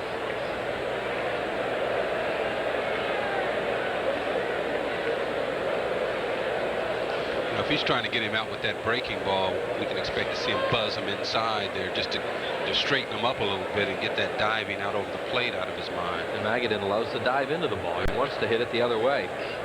He'll take the ball inside and work at the left center. They're going to go away from him again. Look at that defensive swing. Millette, they got another one at second. Fine play there by Joe Millette to Mariano Duncan. Second time tonight they've done that play. That was the opposite way. In the inning, no runs, a hit, no errors, and 2 left to the bottom of the 5th. Phil's trailing by 2.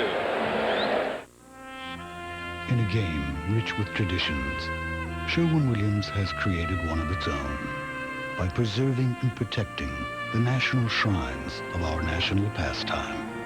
This is the paint of the pros, and it's the choice of millions of fans at home. And while your town may not have a big league ballpark in it, it does have a big league paint store. The pros know. Ask Sherwin-Williams. May I help you, sir? Yeah, I'll have a Coca-Cola. You sure you want a Coke? Yeah, I want a Coke. Okay, pal. How did you order a Coke? It tastes good. Didn't care if it was a Coke. You just want a Cola. I'll just have a cola. I'll just have a cola. I'll just have a cola. Need a drink, sir? I'll just have a... You'll just have a... I'll just have a Coke. Ooh. You hear that, guys? A Coca-Cola. See ya, pal. Oh. When my doctor said to start exercising, I knew I wasn't 25 anymore. That's when I called Bill, my nationwide insurance agent. Jim had some questions, so we did a nationwide care review. We talked about his financial plan, life insurance, disability coverage, even retirement. And we covered everything. It turns out Jim was okay just the way he was. Insurance-wise, right? Right. The care review from Nationwide, because things change. Nationwide is on your side. By Nationwide Insurance. Nationwide is on your side. Your Nationwide agent in Thorndale is Al Hanscom. Well, a full weekend of baseball for you at Veterans Stadium and on television tomorrow night on PHL 17. Saturday night we'll be back at you on Prism. Don't forget we'll have the Upper Deck Heroes of Baseball game at 6 o'clock live on Prism. Tune in early for that. And then on Sunday afternoon, Charlie Huff is going to pitch in that game. The ancient knuckleballer for the Florida Marlins will be on PHL at 1:30. Talk about ancient. He's right. I know I came up in 1972, and in AAA, Charlie Huff was pitching for the Albuquerque Dukes. There he is. Struggling for a while. They took him out of the rotation. Now he's back in. Phillies whacked him around in the game down in Florida. There he is checking out the media guide. Which one is it? His own ball club, it looks like it. Grew up in that Dodgers organization, so you know he's probably looking for an edge somewhere. Phillies will go with Kim Baptiste, Joe Millette, Danny Jackson, the 7, 8, 9 hitters due to face Chris Hammond here in the 5th inning. Baptiste swings and misses at a changeup. Weiss made a good play on him his first time up, the shortstop. You know, I had something interesting happen. I had a chance to talk with Bill White and up in New York, and we were talking about the Dodgers and their tradition. And he said it was the same way when Jackie Robinson was playing, and he got a chance to play against Jackie Robinson. He said, get down to first base, excited about a chance to meet Jackie Robinson, the first black, and wouldn't say a word to him. Is that right? He said he wouldn't say a word to him. It was Dodgers and baseball first. Swinging a miss at another changer. That sounds like Gibson. He was that way. Exactly. I mean, when you grow up, though, idolizing these guys and get a chance to meet them and something like that, and then the guy won't talk to you, you can imagine what awakening that is. There is Charlie Hopp. We'll see him on Sunday. 1 ball and 2 strikes now to Baptiste, who's getting a lot of off-speed stuff in this at-bat. And he misses outside, 2 and 2. Kim leading off the 5th inning for the Phillies, who have just 2 hits off Hammond. Kim hit a ball in the hole that, you know, I thought he was going to have a chance to beat out, but they got him easy. That Weiss is a good shortstop. Strike 3 called on the outside corner. Strikeout number 3 for Hammond. 1 out here in the 5th for Millette. This is the same thing we saw happen to Ricky Jordan. You know, just outside. I mean, as a player, it's close, too close to take maybe, but it appears to be on the outside part of the plate, especially after he set you up inside with that changeup. All 3 strikeouts tonight called. Millette tries to hold on an off-speed pitch. Can't. See, that's what happens when you have that type of an off-speed pitch. The hitter will get it in his mind, and then you can sneak that fastball by him, and it locks them, and they can't even open up on it. There's a jammer to left. Conine broke back, but he's there and makes the play 2 down. The problem with this Florida ball club is if you get behind them late, they bring that Brian Harvey in, and he doesn't give up anything. We'll get to that later if he does in fact come in, but he's a terrific closer for Renee Dodger. I'm generally out of here by the time you bring in your closers, big guy. You will not see him pitch tonight unless you go home and watch on television. Danny Jackson 0 for 1, struck out. Oh. Ripped it right at the Strada, the first baseman who makes the play. Phillies go 3 up and 3 down in the 5th. No runs, no hits, no errors, and nobody left on base. We're through 5, 3-1. It's a round world, genuine and true. It keeps on spinning and you always come through. And you're giving it your best. Proud to be your bud. Budweiser. Proud to be your bud. Proud to be your bud. Ooh, yeah. Proud to be your. Proud to be your bud. How about this Ford Ranger XLT? How about this Chevy S10 Tahoe pickup for $1,500 less? The XLT's got power steering. So's the S10. AM/FM stereo cassette. Sounds the same to me. Sliding rear window. Likewise. Plus, the S10 has more horsepower and 24-hour roadside assistance for $1,500 less with current incentives. Want to see our glove compartment? Check them out. It's your choice, America. But your local Chevy Geo dealers think there's really no comparison.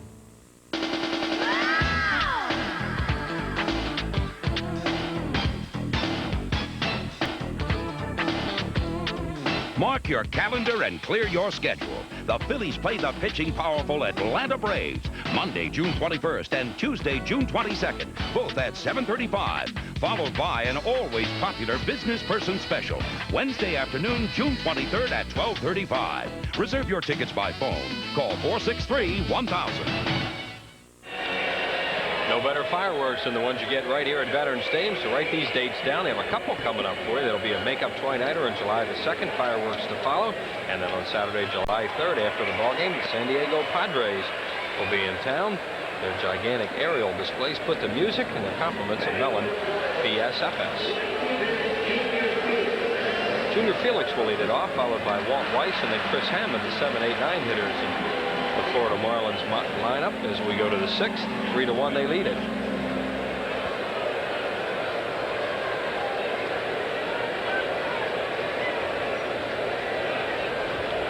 Felix 0 for 2 tonight. He was up with Florida. They sent him out after he had a horrible game against the Pirates, missing all kind of balls in right field. He went down to the minors for a while and then They just recently brought him back. He does have power. He's hit 7 homers. Ground ball to short. Millette has it. Throws him out. 1 away. Millette's a steady defensive player. He's got a lot of work, or I should say some work to do on his from the offensive standpoint, but defensively he's sound out there. Makes all the plays, gets right down there, fundamentally sound. And here comes Weiss. He's also over 2. He's grounded to Millette and flied out to Incaviglia in right field.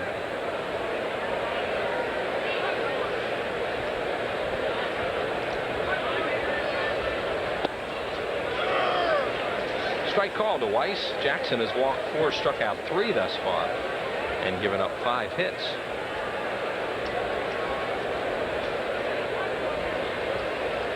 No balls and 1 strike on Weiss with Hammond on deck.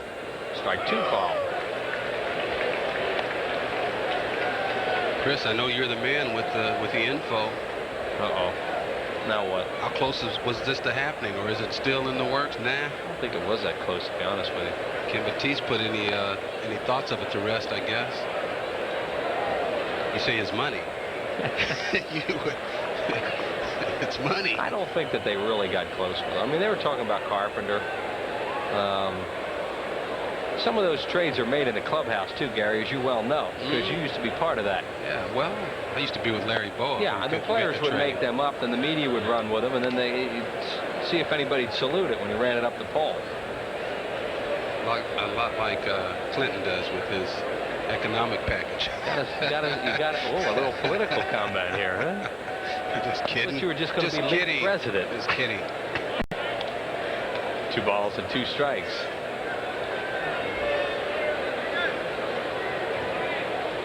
You're pretty political too when you put down his headset, so don't be giving me that, Chris. I didn't say a word.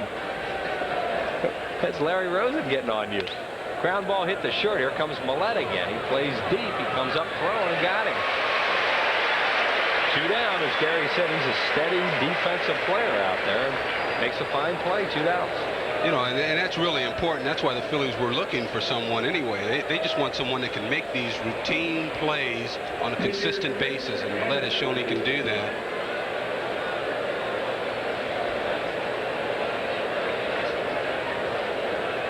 Here is Hammond 0 for 1.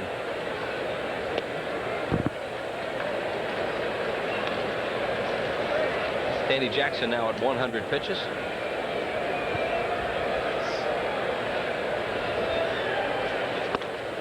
Larry Rosen will have Minding the Minors coming up for you.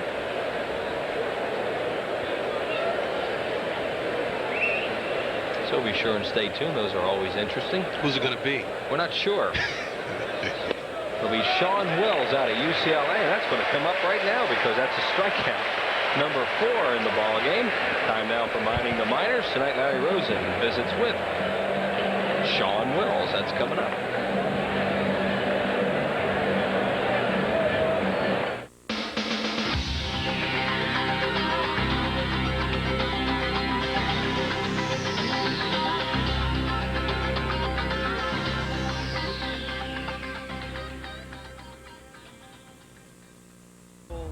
Meet Spartanburg outfielder Sean Wills, who was drafted by 3 different teams in 3 different years before signing with the Phillies after the 1992 draft.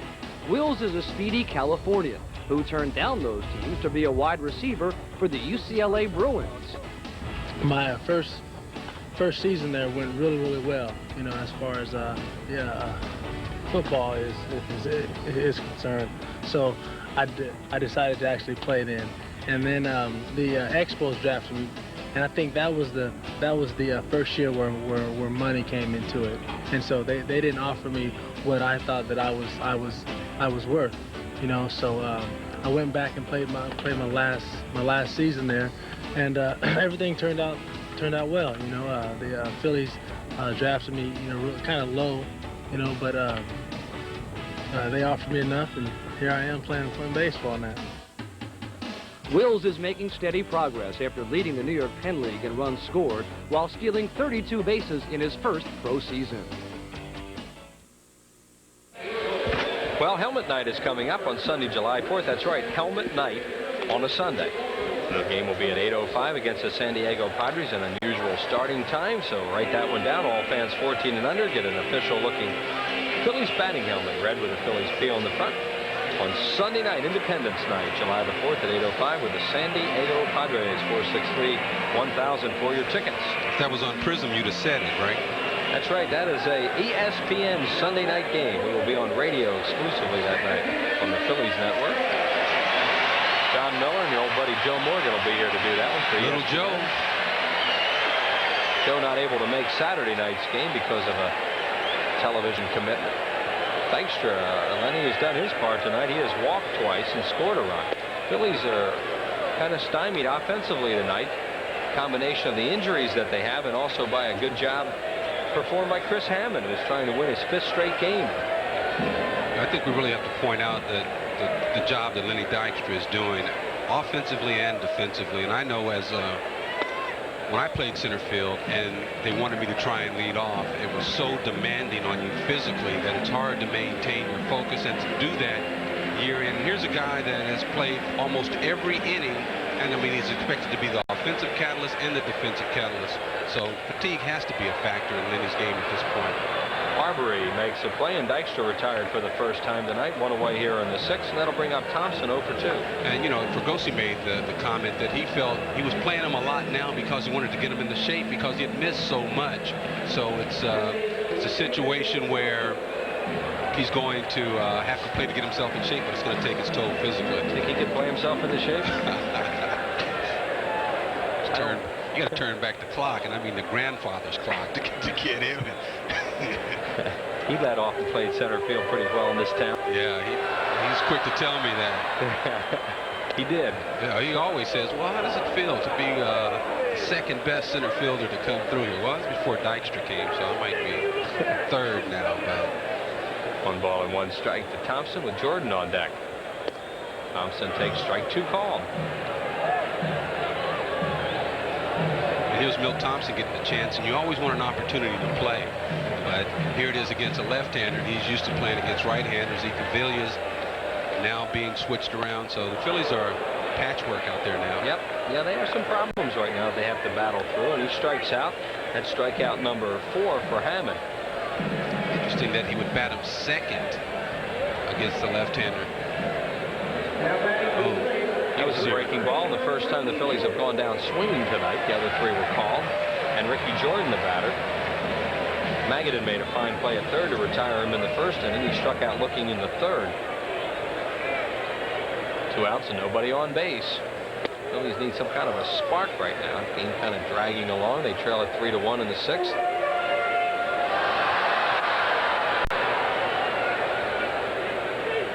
Jordan rips it to foul, 3rd base side. Got out in front of an off-speed pitch. It was a changeup down. He waited nicely, went down and spanked it, but you know, way out in front of him. Look at the way he's mixing up his pitches. The experience of a Santiago calling the game helps quite a bit. Fastball away for a called strike, then comes back with a changeup down and in that you almost have to pull foul. And a breaking ball misses, 1-2.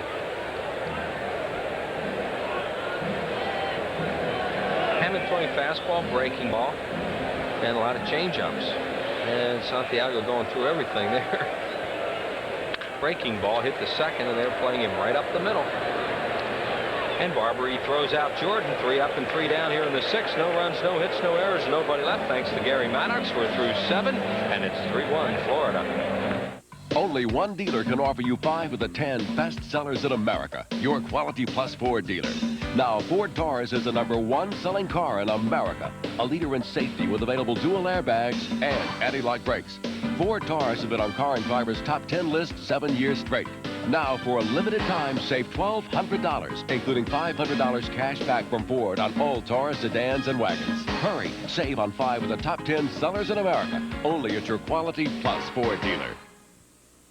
This is your world, genuine and true, working together in all that you do, and you're giving it your best. Proud to be your bud, Budweiser. Proud to be your bud. Proud to be your bud. Ooh, yeah. Proud to be your bud. The first place Phillies, the best team in baseball, swinging, sliding, and hurling their way to the top. The right attitude, the right direction, the right team at the right time. There's never been a season like this one, and there's never been a better time for Prism. With more exclusive Phillies home games than any other channel on TV, Prism is your home game home of the Phillies. Prism, your baseball channel in the summer of '93. The time has come for the cordless power roller from Wagner. It's so quick and easy, it can cut painting time in half. So get your hands on a real value, because the value of Wagner keeps on rolling. Little bonus coverage for you on Saturday night, as we'll be on at 6 o'clock with the Upper Deck Heroes, a baseball game. The 83 Club will be back, and then our ball game with a pregame show beginning at 7 o'clock will be on at 7:30. Chuck Carr leads it off. Larry Rose and I are going to do that game. Jay Johnstone and Gary Maddox are going to play in it. Yes, we will have fun down there. A little bit more fun than I think the Phillies are having right now. Having a lot of trouble with Chris Hammond. Yes, they are. Down by 3-1. Carr hits it foul third base side. He's 0 for 3 tonight with a fly ball and 2 groundouts. Actually, I'm going to stuff some padding in my uniform. Larry, go down there and bat for me.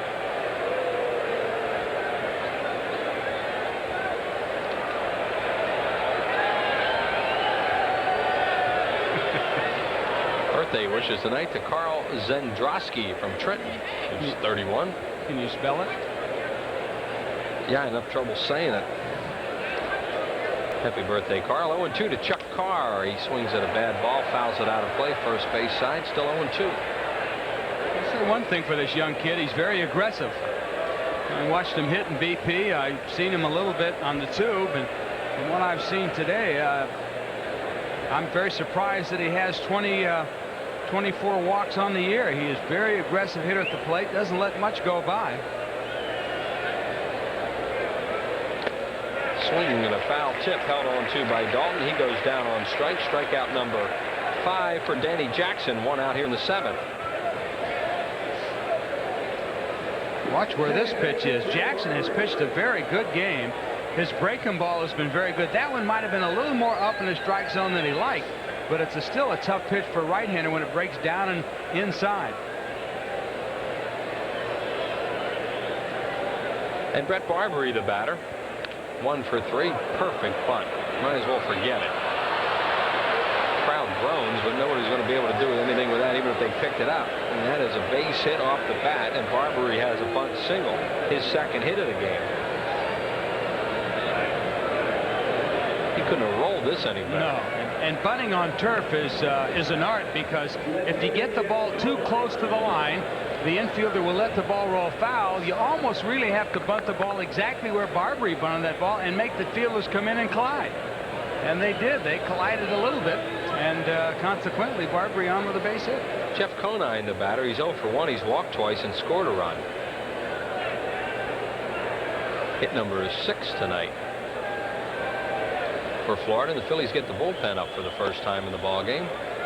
There's some guys out there doing a little stretching. Nobody started to throw as of yet. I think the Phillies are a little tired tonight, Chris, as we see West starting to stretch out there. Yeah, well, you have these kind of games, you know, we get in really late in the morning, but, you know, nobody wants to hear that as an excuse. The Phillies don't want to make it an excuse, but, yeah, they did get in pretty late. It's one of those days, but Chris Hammond's done a heck of a job shutting them down tonight, Jay. Yes, he has. He's made some good pitches and good spots. And that's what Chris Hammond has to do, as we mentioned earlier. He does pitch the spots. He's not overpowering. He'll move the ball in and out, and then what he'll do off his fastball, he'll change speeds with the changeup and the breaking pitch. And so far, he's limited the Phillies to only 2 hits. There he is. It's Chris Hammond basically looking. They had a day game yesterday in Chicago, so they were here. Florida came in yesterday, and they were here a little after dinner time. Oh, they got to enjoy some of the nightlife. Deep right center, long run in Cavilla, and he can't make it. Pete's having a tough game in right field tonight. Barbary is being waved around. Here comes Duncan's throw, and he'll score. And all the way to third on the play is Conine. And in Cavilla, a very difficult game in right field so far. And it's going to be another triple. That's the 3rd triple of the game for Florida. And as we watch Incaviglia go back for this ball, he looked like he came away limping a little bit. You can see that as Chris said, having a real tough time in right field. He played that ball a little bit off his left shoulder. He should have gone more back towards the other side. See how he had to reach back over the top of his right shoulder? And usually, Pete has been in left field the entire time here at Vet Stadium. Tonight, Jim Fregosi puts him in right, and he's paying the consequences. Wes Chamberlain is on the disabled list. He is not able to play, of course, for a couple of weeks. He would be in right field tonight. Incaviglia would have been the left fielder as De Leon gets up and starts throwing. Third triple tonight for Florida. For Conine, his 23rd run batted in. Phillies are going to have to play the infield in now for Destrade. They trail at 4-1. Jackson's going to work from the windup, and the pitch is low, ball 1.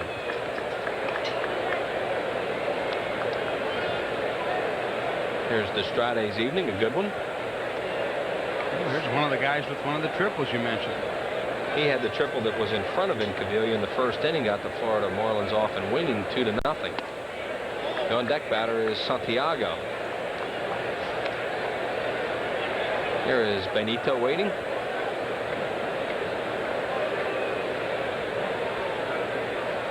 Pete Incaviglia banged into that wall out there. It looked like he hit his toes. And the Phillies could ill afford to lose him. No. He did come away from the wall limping a little bit. It looked like he jammed something when he went into it. So we'll see. He has had a very tough time out there tonight. This guy is so competitive. He's not pleased with himself, obviously. Destrade, a chopper to third. Batiste, a tough play, throws him out and holds the runner at third. But Kim Batiste makes a fine play to throw out Destrade and keep Conine at third base, and there are now 2 outs and everybody can back up. Oh, great pitch by Jackson. He really tied up Destrade. Watch this pitch here. Ball came right down and in, almost out of the strike zone. As you said, Batiste coming in really had to make a fine play because he had to throw with this momentum going towards home plate and off balance, though, and he made a nice throw to Jordan. And there wasn't much that Conine could do but just stand there and look at him. Here is Santiago, 1 for 2 tonight. He has a triple and a run scored. He's walked and struck out. Foul away to the upper deck, right side.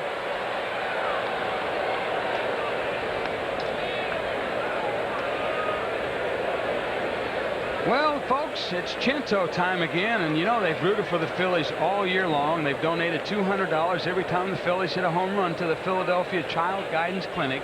Over $14,200 already put into the Child Guidance Clinic by the Chinto people, and what a great job they've done. And all you have to do is go to your local supermarket, and you can see more than 100 fine Italian food products with that Chinto label on it. Swing and a miss by Santiago. Phillies leading the league in homers with 71 of them. Jim Fregosi checking out his lineup card. Florida Marlins have they actually have 6 right-handers and a left-hander in their bullpen. But Harvey's the main guy as the game gets later. Fregosi has Eisenreich, Morandini, and Kruk on the bench from the left side, and Amaro a switch hitter. Broken bat grounder to second. Duncan throws out Santiago by a step, and that'll do it. In the inning, a run on 2 hits, no errors, and Florida will leave 1. Phil's neat runs. 7th inning stretch time. Yeah, how far away do you think I can get in 72 hours?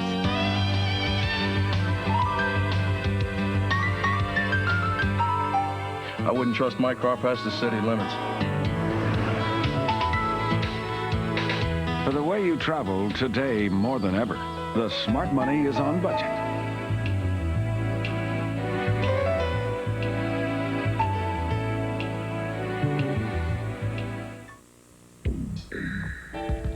What's new at Mobile? Let's take a look. Introducing new Mobile Super Plus detergent gasoline. It still cleans fuel injectors and intake valves. Now it helps keep the very heart of your engine cleaner. Down here, the cylinders and pistons. So come down to the Big Red O and drive your engine clean with new Mobile Super Plus, the detergent gasoline. Yo, Phillies fans, here's the pitch. You, the Phillies, San Diego. It's the Jiffy Lube Coca-Cola Phillies road trip. Go to Jiffy Lube and you could win an all-expense-paid trip for 4 to the Phillies-Padres game in sunny San Diego. Round-trip airfare, deluxe hotel accommodations, and meals are all included. But hey, you can't win if you don't enter at any participating Jiffy Lube before June 30th. Hi, I'm Dick Vermeil with a Blue Cross Blue Shield health tip. True or false? A cholesterol reading between 200 and 239 milligrams is a desirable level. False. A cholesterol reading of less than 200 is desirable. You should consult your physician about ways to lower your cholesterol. Well, there you see it on your screen. It's Phillies Dream Week time again, and it's your chance to live, learn, laugh, and have a lot of fun with the pros in February in beautiful Clearwater, Florida. They put you up right on the beach. Never mind the baseball stuff. Just being on the beach is unbelievable. We got Lazinski and Taylor will be there to cover. Gary Maddox, Boa, the Sarge, Chris Wheeler, all kinds of stars down there. You keep hearing about it, so make this the year, and you can call for information, 215-938-1200. Just tell Kenny Vick that Chris and Jay sent you. That roster is filling up rapidly, so we hope you'll make that call. We'll see you in Florida next year. Aaron Dalton leading it off for the Phillies. Dutch has knocked in the Phils 1 run tonight. And he pops this one up, and it is playable off the line. Magadan staggers around and finally surrounds it, one away. You know, the Phillies are not exactly tearing up Chris Hammond, and so we'll show you the pitch one more time. The pitch was up in a strike zone. A good pitch for a left-hand pitcher against a left-hand batter. Most left-hand hitters are low ball hitters, but you know, I wouldn't read too much into this. Like Chris said, the Phillies got in real late last night. Tough day for them, but you know, this is a team that they may lose 1 or 2 or possibly even this one 3 in a row. They can bounce back very easily because they've got such good pitching. And Jackson pitching a good game himself tonight, probably victimized more by some misplays, Chris, than his pitching. Well, Pete Incaviglia would be the first to admit he hasn't had a great game in right field tonight, that's for sure. We give Chris Hammond a lot of credit. This guy's done a good job. As Bruce Fremming says, no swing.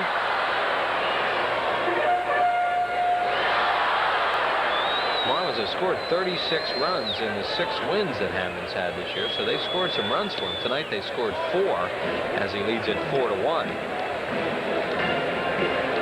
At Cincinnati last year, he was 7-10 with a 4.21 earned run average in 28 games, 26 of them starts.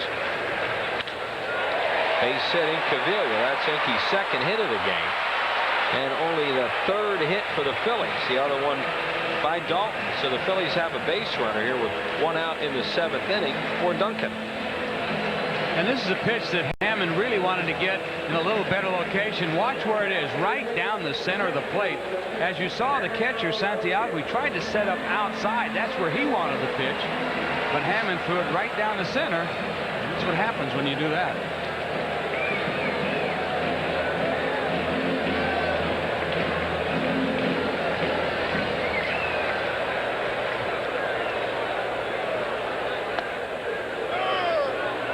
Duncan takes strike called. He's hit a fly ball to right and grounded to second. 75 pitches for Hammond with 1 out in the 7th inning. Has 2 walks. That came a while ago. One of them in the 1st, the other in the 3rd. So he's settled down and pitched well. Duncan, a big fan of the ALS Foundation, donating $100 for every hit he gets, $150 for a double, and $175 for a home or a triple. And $200 for every RBI that he gets this season. So Mariano Duncan doing his part for his charitable work off the field to the ALS Foundation and donating all those bucks for all his offensive categories. Magadan bobbles. Might have lost a double play. He did. It was a double play ball when it was hit at Magadan, so they'll get 1 out, and Duncan's safe on the fielder's choice. Well, I guess you could always say that might have been a routine double play, but let me tell you, folks, when the ball's hit on the ground, nothing's routine on the turf. Watch what happens as Magadan has to go up. The ball took a funny hop. Magadan was trying to play it down low around his knees. It bounced up into his midsection. He had to play it off the turf, which right then eliminated the double play. Tim Batiste, the batter, 0 for 2 with a ground out and a strikeout.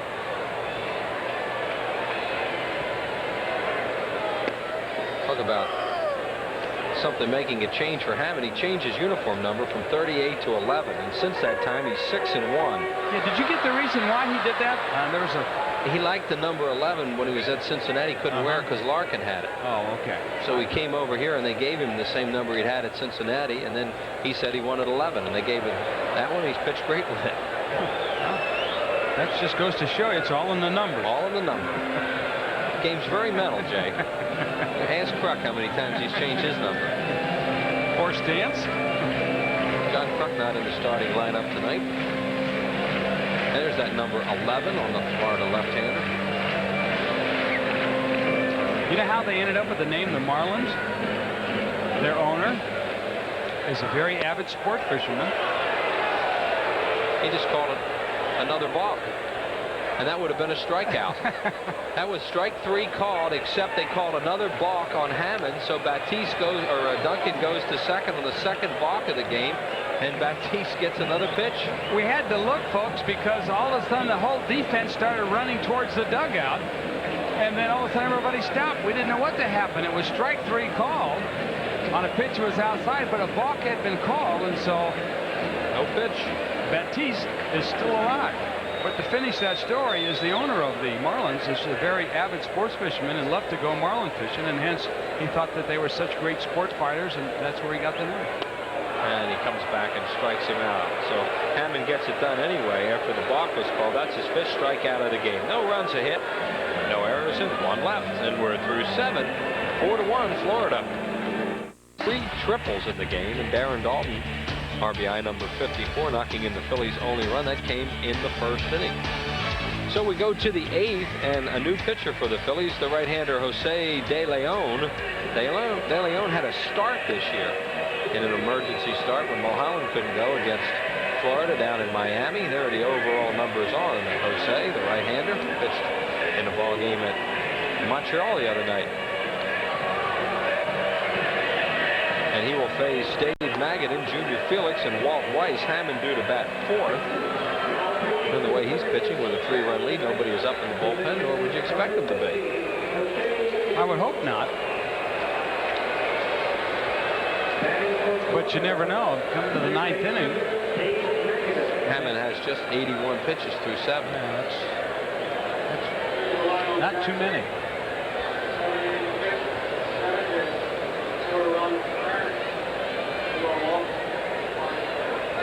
Dave Magadan 1 for 3 with an RBI hit in the 4th inning. Danny Jackson 7 innings, 7 hits, 4 earned runs, 4 walks, and 5 strikeouts as he departs. De Leon's first pitch is a breaking ball high for ball 1. De Leon with fastball, breaking ball, and forkball. Has not pitched much this year, as you saw those numbers on him.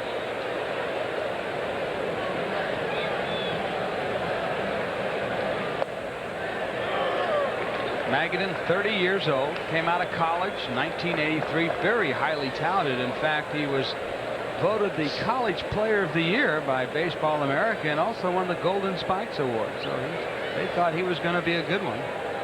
Another player out of that hotbed for baseball, Tampa, Florida. He's a nephew of Lou Piniella. 6'3", 205. In his years with the Mets, his best year was 1990, where he hit 328. Last year he hit 283 in 99 games, and he's always been a pretty good line drive hitter. Very surprised myself that the Mets let him get away. He get jammed on that little humpback liner on 1 hop to Duncan, who throws him out 1 away in the 8th. And De Leon retires the first batter he faces for Junior Felix. 0 for 3, a strikeout, fly ball, and a ground out. Felix will turn around now and bat left-handed for the first time tonight. He's a .221 hitter from the left side, batting .226 overall.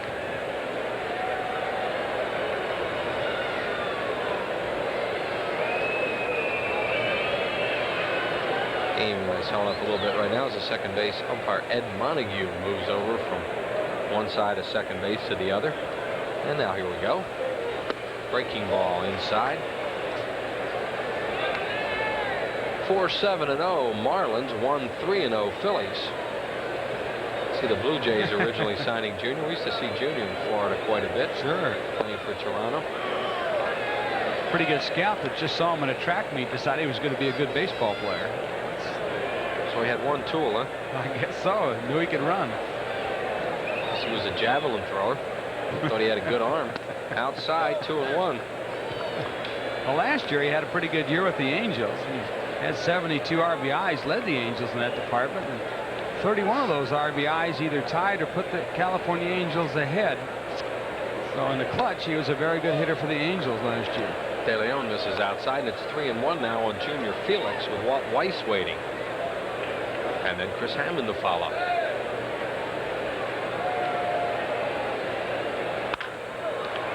Nice play, Ricky Jordan on a line smash hit by Felix. 2 down in the 8th inning.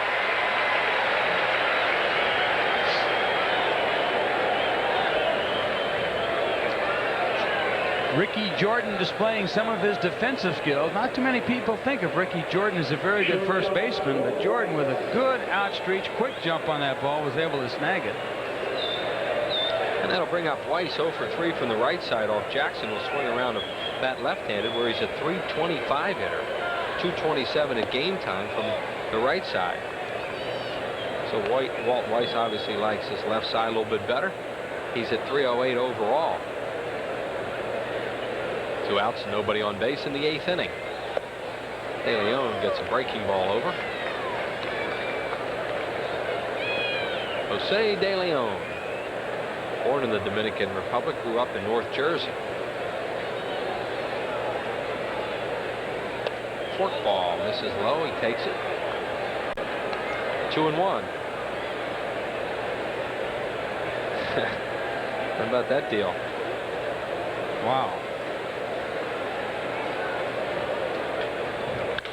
Jose had some good years too at Pittsburgh. Milt Thompson's going to run Millette off the play and take it himself, and that'll do it. 3 up and 3 down for De Leon in the 8th inning. No runs, no hits, no errors, and nobody out. Bill's still searching for runs as we go to the bottom of the 8th. Here for the Coast Clubs, Ruben Amaro, just back from Scranton Wilkes-Barre today, where he batted .273 in 56 games with 3 homers and 17 runs batted in. He was 11 for his last 32 at .343 for Scranton Wilkes-Barre. Spent the entire 1992 season with the Phillies, appearing in 126 games, and there's trouble as Brian Harvey gets up and starts throwing. Fastball, forkball. Todd Pratt is out. The bat for De Leon as Amaro takes it down low. 2-0. So Latchman has his ace closer up in the 8th inning as we look at Pratt. Normally you don't see that a whole lot, do you? You know, normally your closer, they save him for the 9th inning, but... Well, they just lost 3 straight in Chicago. I don't think he pitched in the whole series, so he's well rested. We were talking about that the other day. I had a chance to play in a Heroes game in New York with Raleigh Fingers, who was inducted into the Hall of Fame recently. And the fact that Dick Williams said, as this one's popped up down the first base side, Raleigh going over in foul territory makes the catch. As Dick Williams said, he said, can you imagine if I'd only pitched Raleigh Fingers just in the 9th inning, how many saves this guy would have got? I used to bring him in the 6th and 7th inning sometimes. He said one day he pitched 8 innings. I brought him in the 2nd inning. And you know, well, yeah, it was different than the way that the role of closers changed so much now. Everything has changed, but he was just remarking on the fact that, you know, with all the saves that Raleigh Fingers did get, imagine if he would have saved his arm by only pitching him in the 9th today as they do Eckersley and a few other guys. Lee Smith. Fingers was a starter at one time. Todd Pratt takes a changeup outside. Pratt pinch hitting for De Leon. He is 1 for 3 as a pinch hitter. 1 out here in the 8th.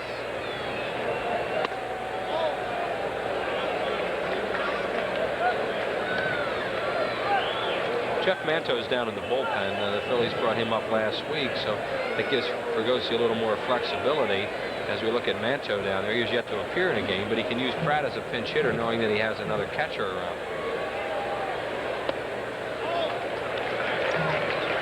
And Hammond goes to 3 balls and no strikes. He's, I guess, right around 90 pitches right now, so he still hasn't thrown that many. We're in the 8th inning.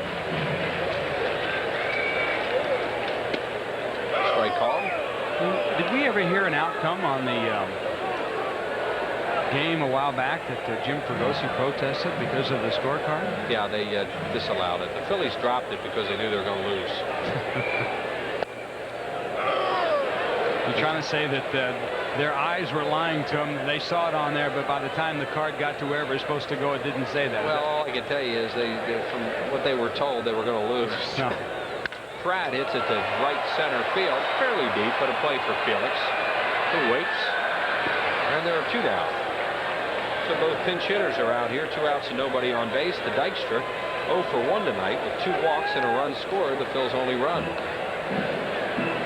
Did that come from Bill White's office? Or? Yeah, that came from the league office from Bill White.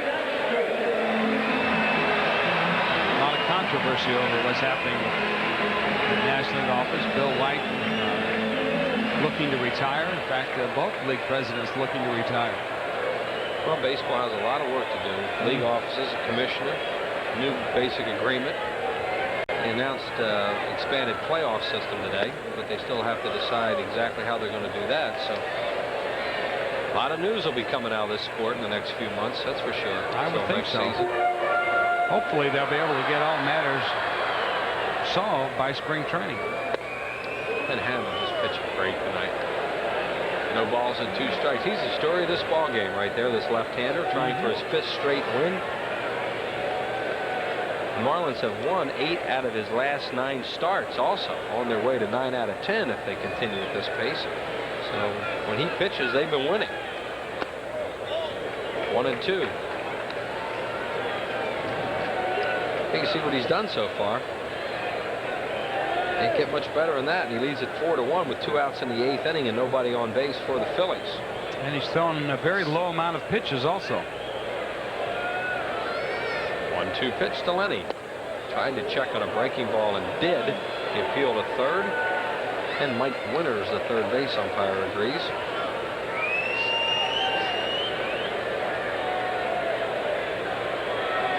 Dykstra, a very good 2-strike hitter. It has an outstanding idea of the strike zone. Will take a pitch 2 to 3 inches outside. Popped it up, playable in the infield. Shortstop Weiss, Barbary. Weiss wants it near the bag. And another 1-2-3 inning for that Chris Hammond. In the inning, no runs, no hits, no errors, and nobody left. And Chris Hammond and the Marlins lead it 4-1 after 8. 0. That game is in the 6th inning. Bennis and Kyle, and the Pirates lead the Mets 6-2. They are in the 8th. That's Innes and Bob Walk pitching that game. Let's take a look at the American League, where Detroit beat Cleveland by a score of 9-5, and another final Oakland over Chicago. They're tied 4-4. Minnesota at New York. That game is in the 7th inning. Bernie Williams has his 6th of the year, and Mike Stanley, number 8. Toronto 4, Boston nothing in the 7th inning. Leiter and Quantrill. And that's it. Texas and California later on. Here are the changes for the Phillies. Mickey Morandini moves into the game to play at second base. Mariano Duncan will move over and play shortstop. And the new pitcher for the Phillies, the left-hander Mark Davis. 38,855 tickets sold for this ball game tonight. Nice crowd. Big crowd expected tomorrow, Saturday, and Sunday. Oh, naturally, they're all coming out Saturday for the old-timers game, and Sunday, it's your day. Father's Day. Not me. And if you folks forget, don't forget, take care of dear old Dad. Dear old Dad on Sunday, that's correct. A lot of fathers will be out here with their families. Here's Chris Hammond, who's had a great game pitching. Tonight he's 0 for 2 with a walk and a strikeout. Guy's a good hitter, batting at 200 even. In the Chris Hammond show so far tonight, a very fine performance by the left-hander. Did he get him? No. Looked like Davis might have kicked that ball with his foot, or something slowed it up. And Hammond really hustling beats it out. We mentioned earlier what a good base runner he is, and he gets on base quite a bit. Ball was a pitch on the outside part of the plate. Davis looked like he tried to knock it down with his foot. Something did stop it. But Duncan took that one extra step to throw. He didn't have much on it, and Hammond, as Chris said, gets down there pretty good, was able to beat it out. Nice call by Fleming. Not bad for a guy who's pitched 8 innings on a hot night, huh? Yeah, just streaking down there. This guy really shows you something, the way he's playing. He did throw his foot out, and that's what it hit. He does this on purpose. Watch him kick his foot out. Right there. And you see the ball hop up in the air, but what happened was it had Duncan going towards behind the bag, and he had to change directions. Consequently, probably cost him an out. Chuck Carr looks like he's up there to sacrifice. He's 0 for 4 tonight. Mark Davis on behind Jose De Leon, who relieved Danny Jackson after 7 innings. De Leon one perfect inning. We are in the 9th, and the Phillies trailing 4-1. They've been out hit 8-3.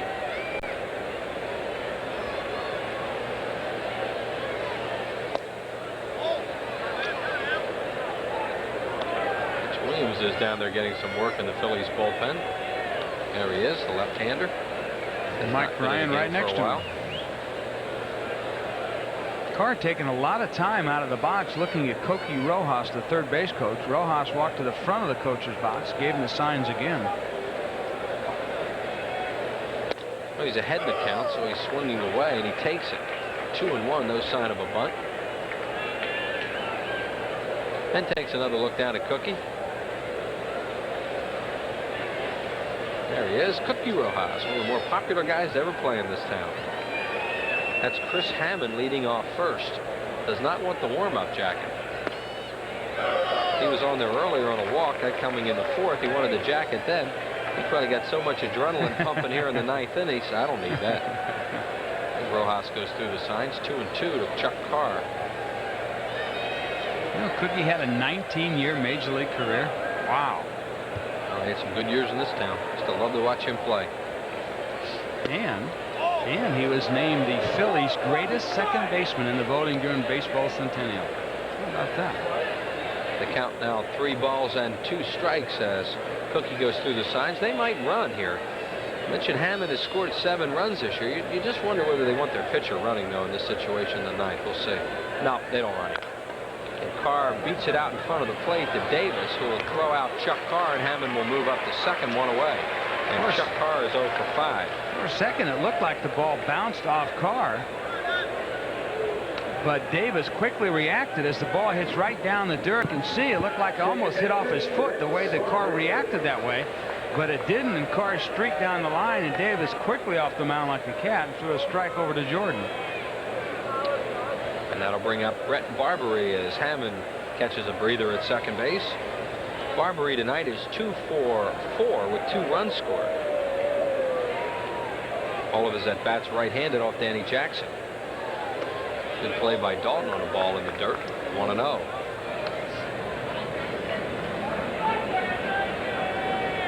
Barbary, another one of the guys in baseball that's father's played baseball back in the late 60s, played in the Dodger organization. See Sid Wilson's coming off the DL with an elbow problem.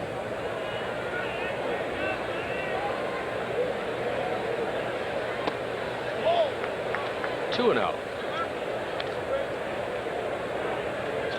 On deck batter is a right-handed batter, Jeff Conine.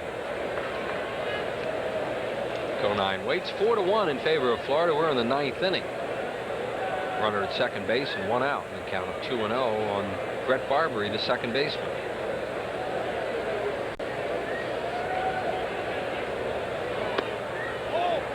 And it's now 3-0.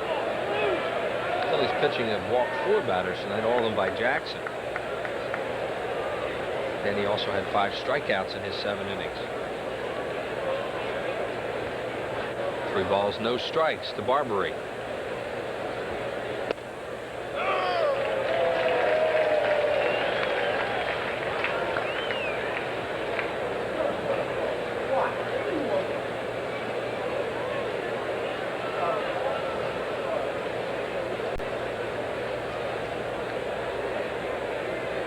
One pitch, fouled away.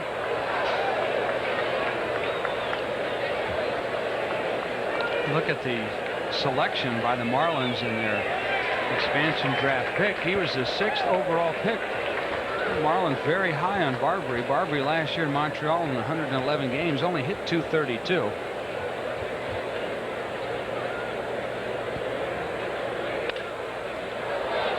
He hits a breaking ball in the air to center field where Lenny Dykstra waits. And there are 2 down. Hammond just hanging around second base.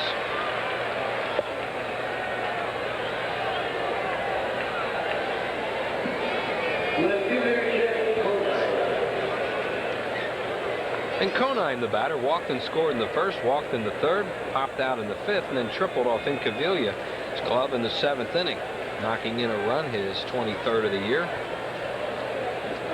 You know, I mentioned earlier in the telecast, Chris, he was only the 2nd player in expansion draft history that has gone 4 for opening day. You know who that other one was? Ground ball, base hit, right field. Incaviglia up with it, and they will hold Hammond at third. Incaviglia charged that ball well, and there's no way Cookie Rojas wanted to get his pitcher into some contact at home plate. So he wisely held him there, and he sucked a little wind at third, it looks like. Yeah, just a little bit. Conine, a very good opposite field hitter, got the pitch out over the plate, went right with it. The hole was there. And the answer to your question is Lou Piniella, huh? Yes, yes. The only other guy ever to get 4 hits on opening day for an expansion team was Lou Piniella, who was with Kansas City at the time. So Conine against the Dodgers, Oral Hershiser at the beginning, and the rest of the staff got 4 hits opening day down in Florida. Here's Destrada. As you see, he's had a good game with a couple of hits. Beats one foul at the plate. One of 3 Marlins batters tonight to collect a triple. Phillies trying to keep it to 4-1, as they have shown little or no offense in this ball game. Just 3 hits, and they trail at 4-1. Marlins have runners at the corners with 2 outs in the 9th inning. The pitcher, Chris Hammond, is at third.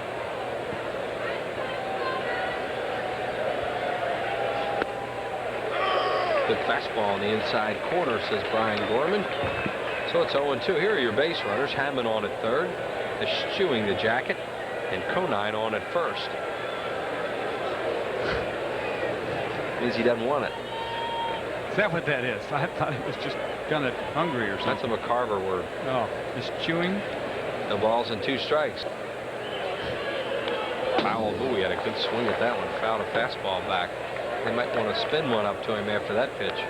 Does Tim use those kind of words before the first bottle of wine or after? Last week it was after, when we were with him in New York. Yes, you did go out with him, didn't you? No balls and 2 strikes on Destrada.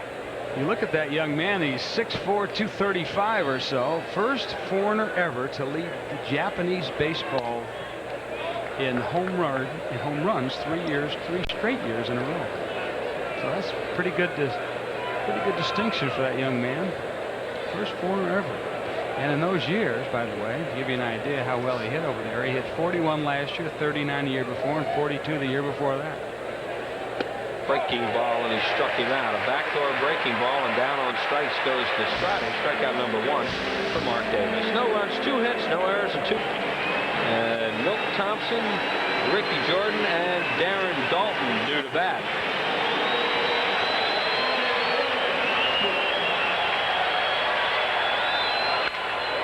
There's a base hit for Thompson to lead off the 9th inning. And Brian Harvey's starting to get serious out there in the bullpen for Rene Latchman's Marlins. Oh, I'm sure Latch and his brother Marcel will watch him very closely as we see Harvey warming up. Harvey, as Chris mentioned earlier, fastball, forkball, one of the best in the business.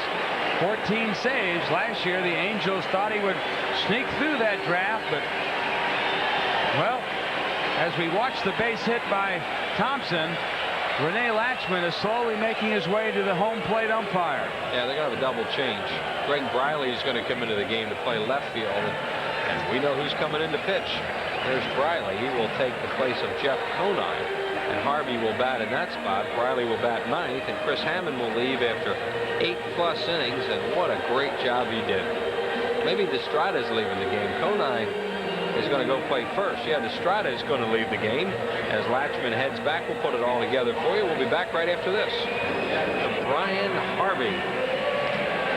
There you see the numbers on him. Saves 19. And we'll give you some other stuff after we show you the other moves made here.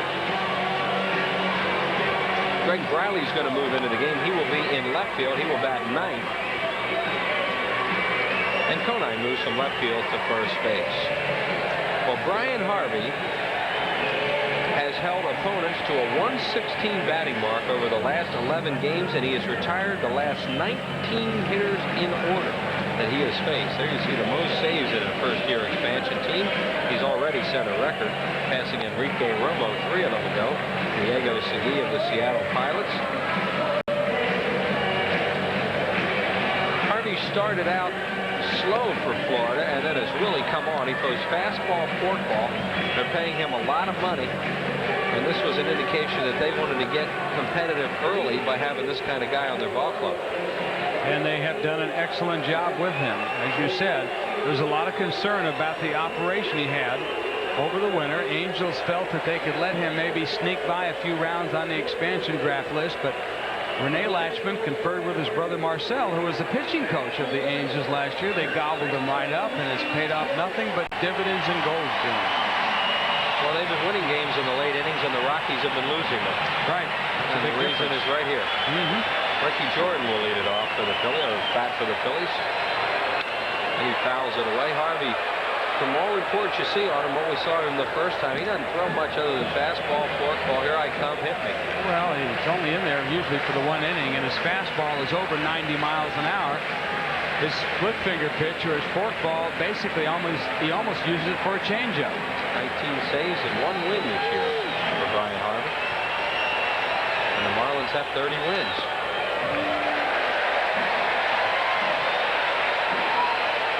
Phillies have Eisenreich, Morandini, or Eisenreich and Kruk still on the bench.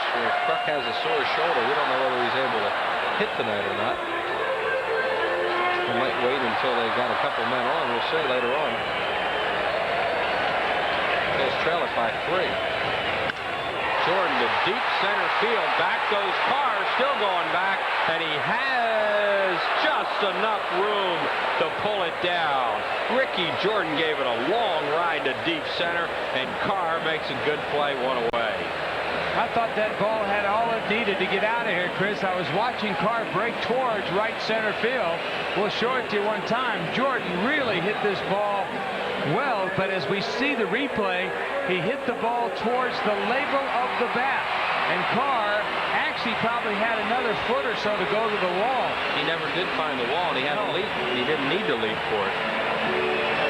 So Jordan knows how hard he hit that ball, and he gets nothing out of it. And here's Dalton, 1 for 3, with Incaviglia on deck. Whistling fastball, takes it for a strike call.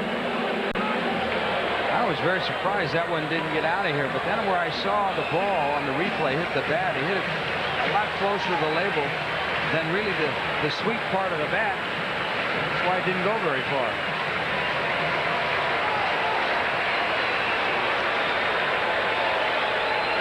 Dalton really wanted that pitch back. He thought he might start him with a forkball, and he threw a fastball right down the middle. To center field. This one's a lot easier for Carr. 2 outs. You don't see Harvey throw the same pitch twice too often. After the pitch right down the middle, he came back with the split finger pitch, and you can see Dalton had to go down after it. And he's now retired 21 straight batters. And the last hope for the Phillies is Incaviglia, who is 2 for 3 tonight. Has 2 of the Phillies' 4 hits. Phillies have 4 hits in the game. They are all singles. Marlins have 9, and they have 3 triples in that mix. So Harvey trying to nail it down now for Chris Hammond. Incaviglia trying to keep it going. Starting the line at third, and Conine playing off Thompson at first. And Incaviglia pops it up, and this ought to do it. Here comes Conine down the line. He will go into foul territory and make the play, and that'll do it. And for the first time this year, the Phillies have lost 3 games. Great job by Chris Hammond and Brian Harvey. No runs, 1 hit, no errors, and 1 man left on base. The final, the Marlins 4 and the Phillies 1. Back with more after this.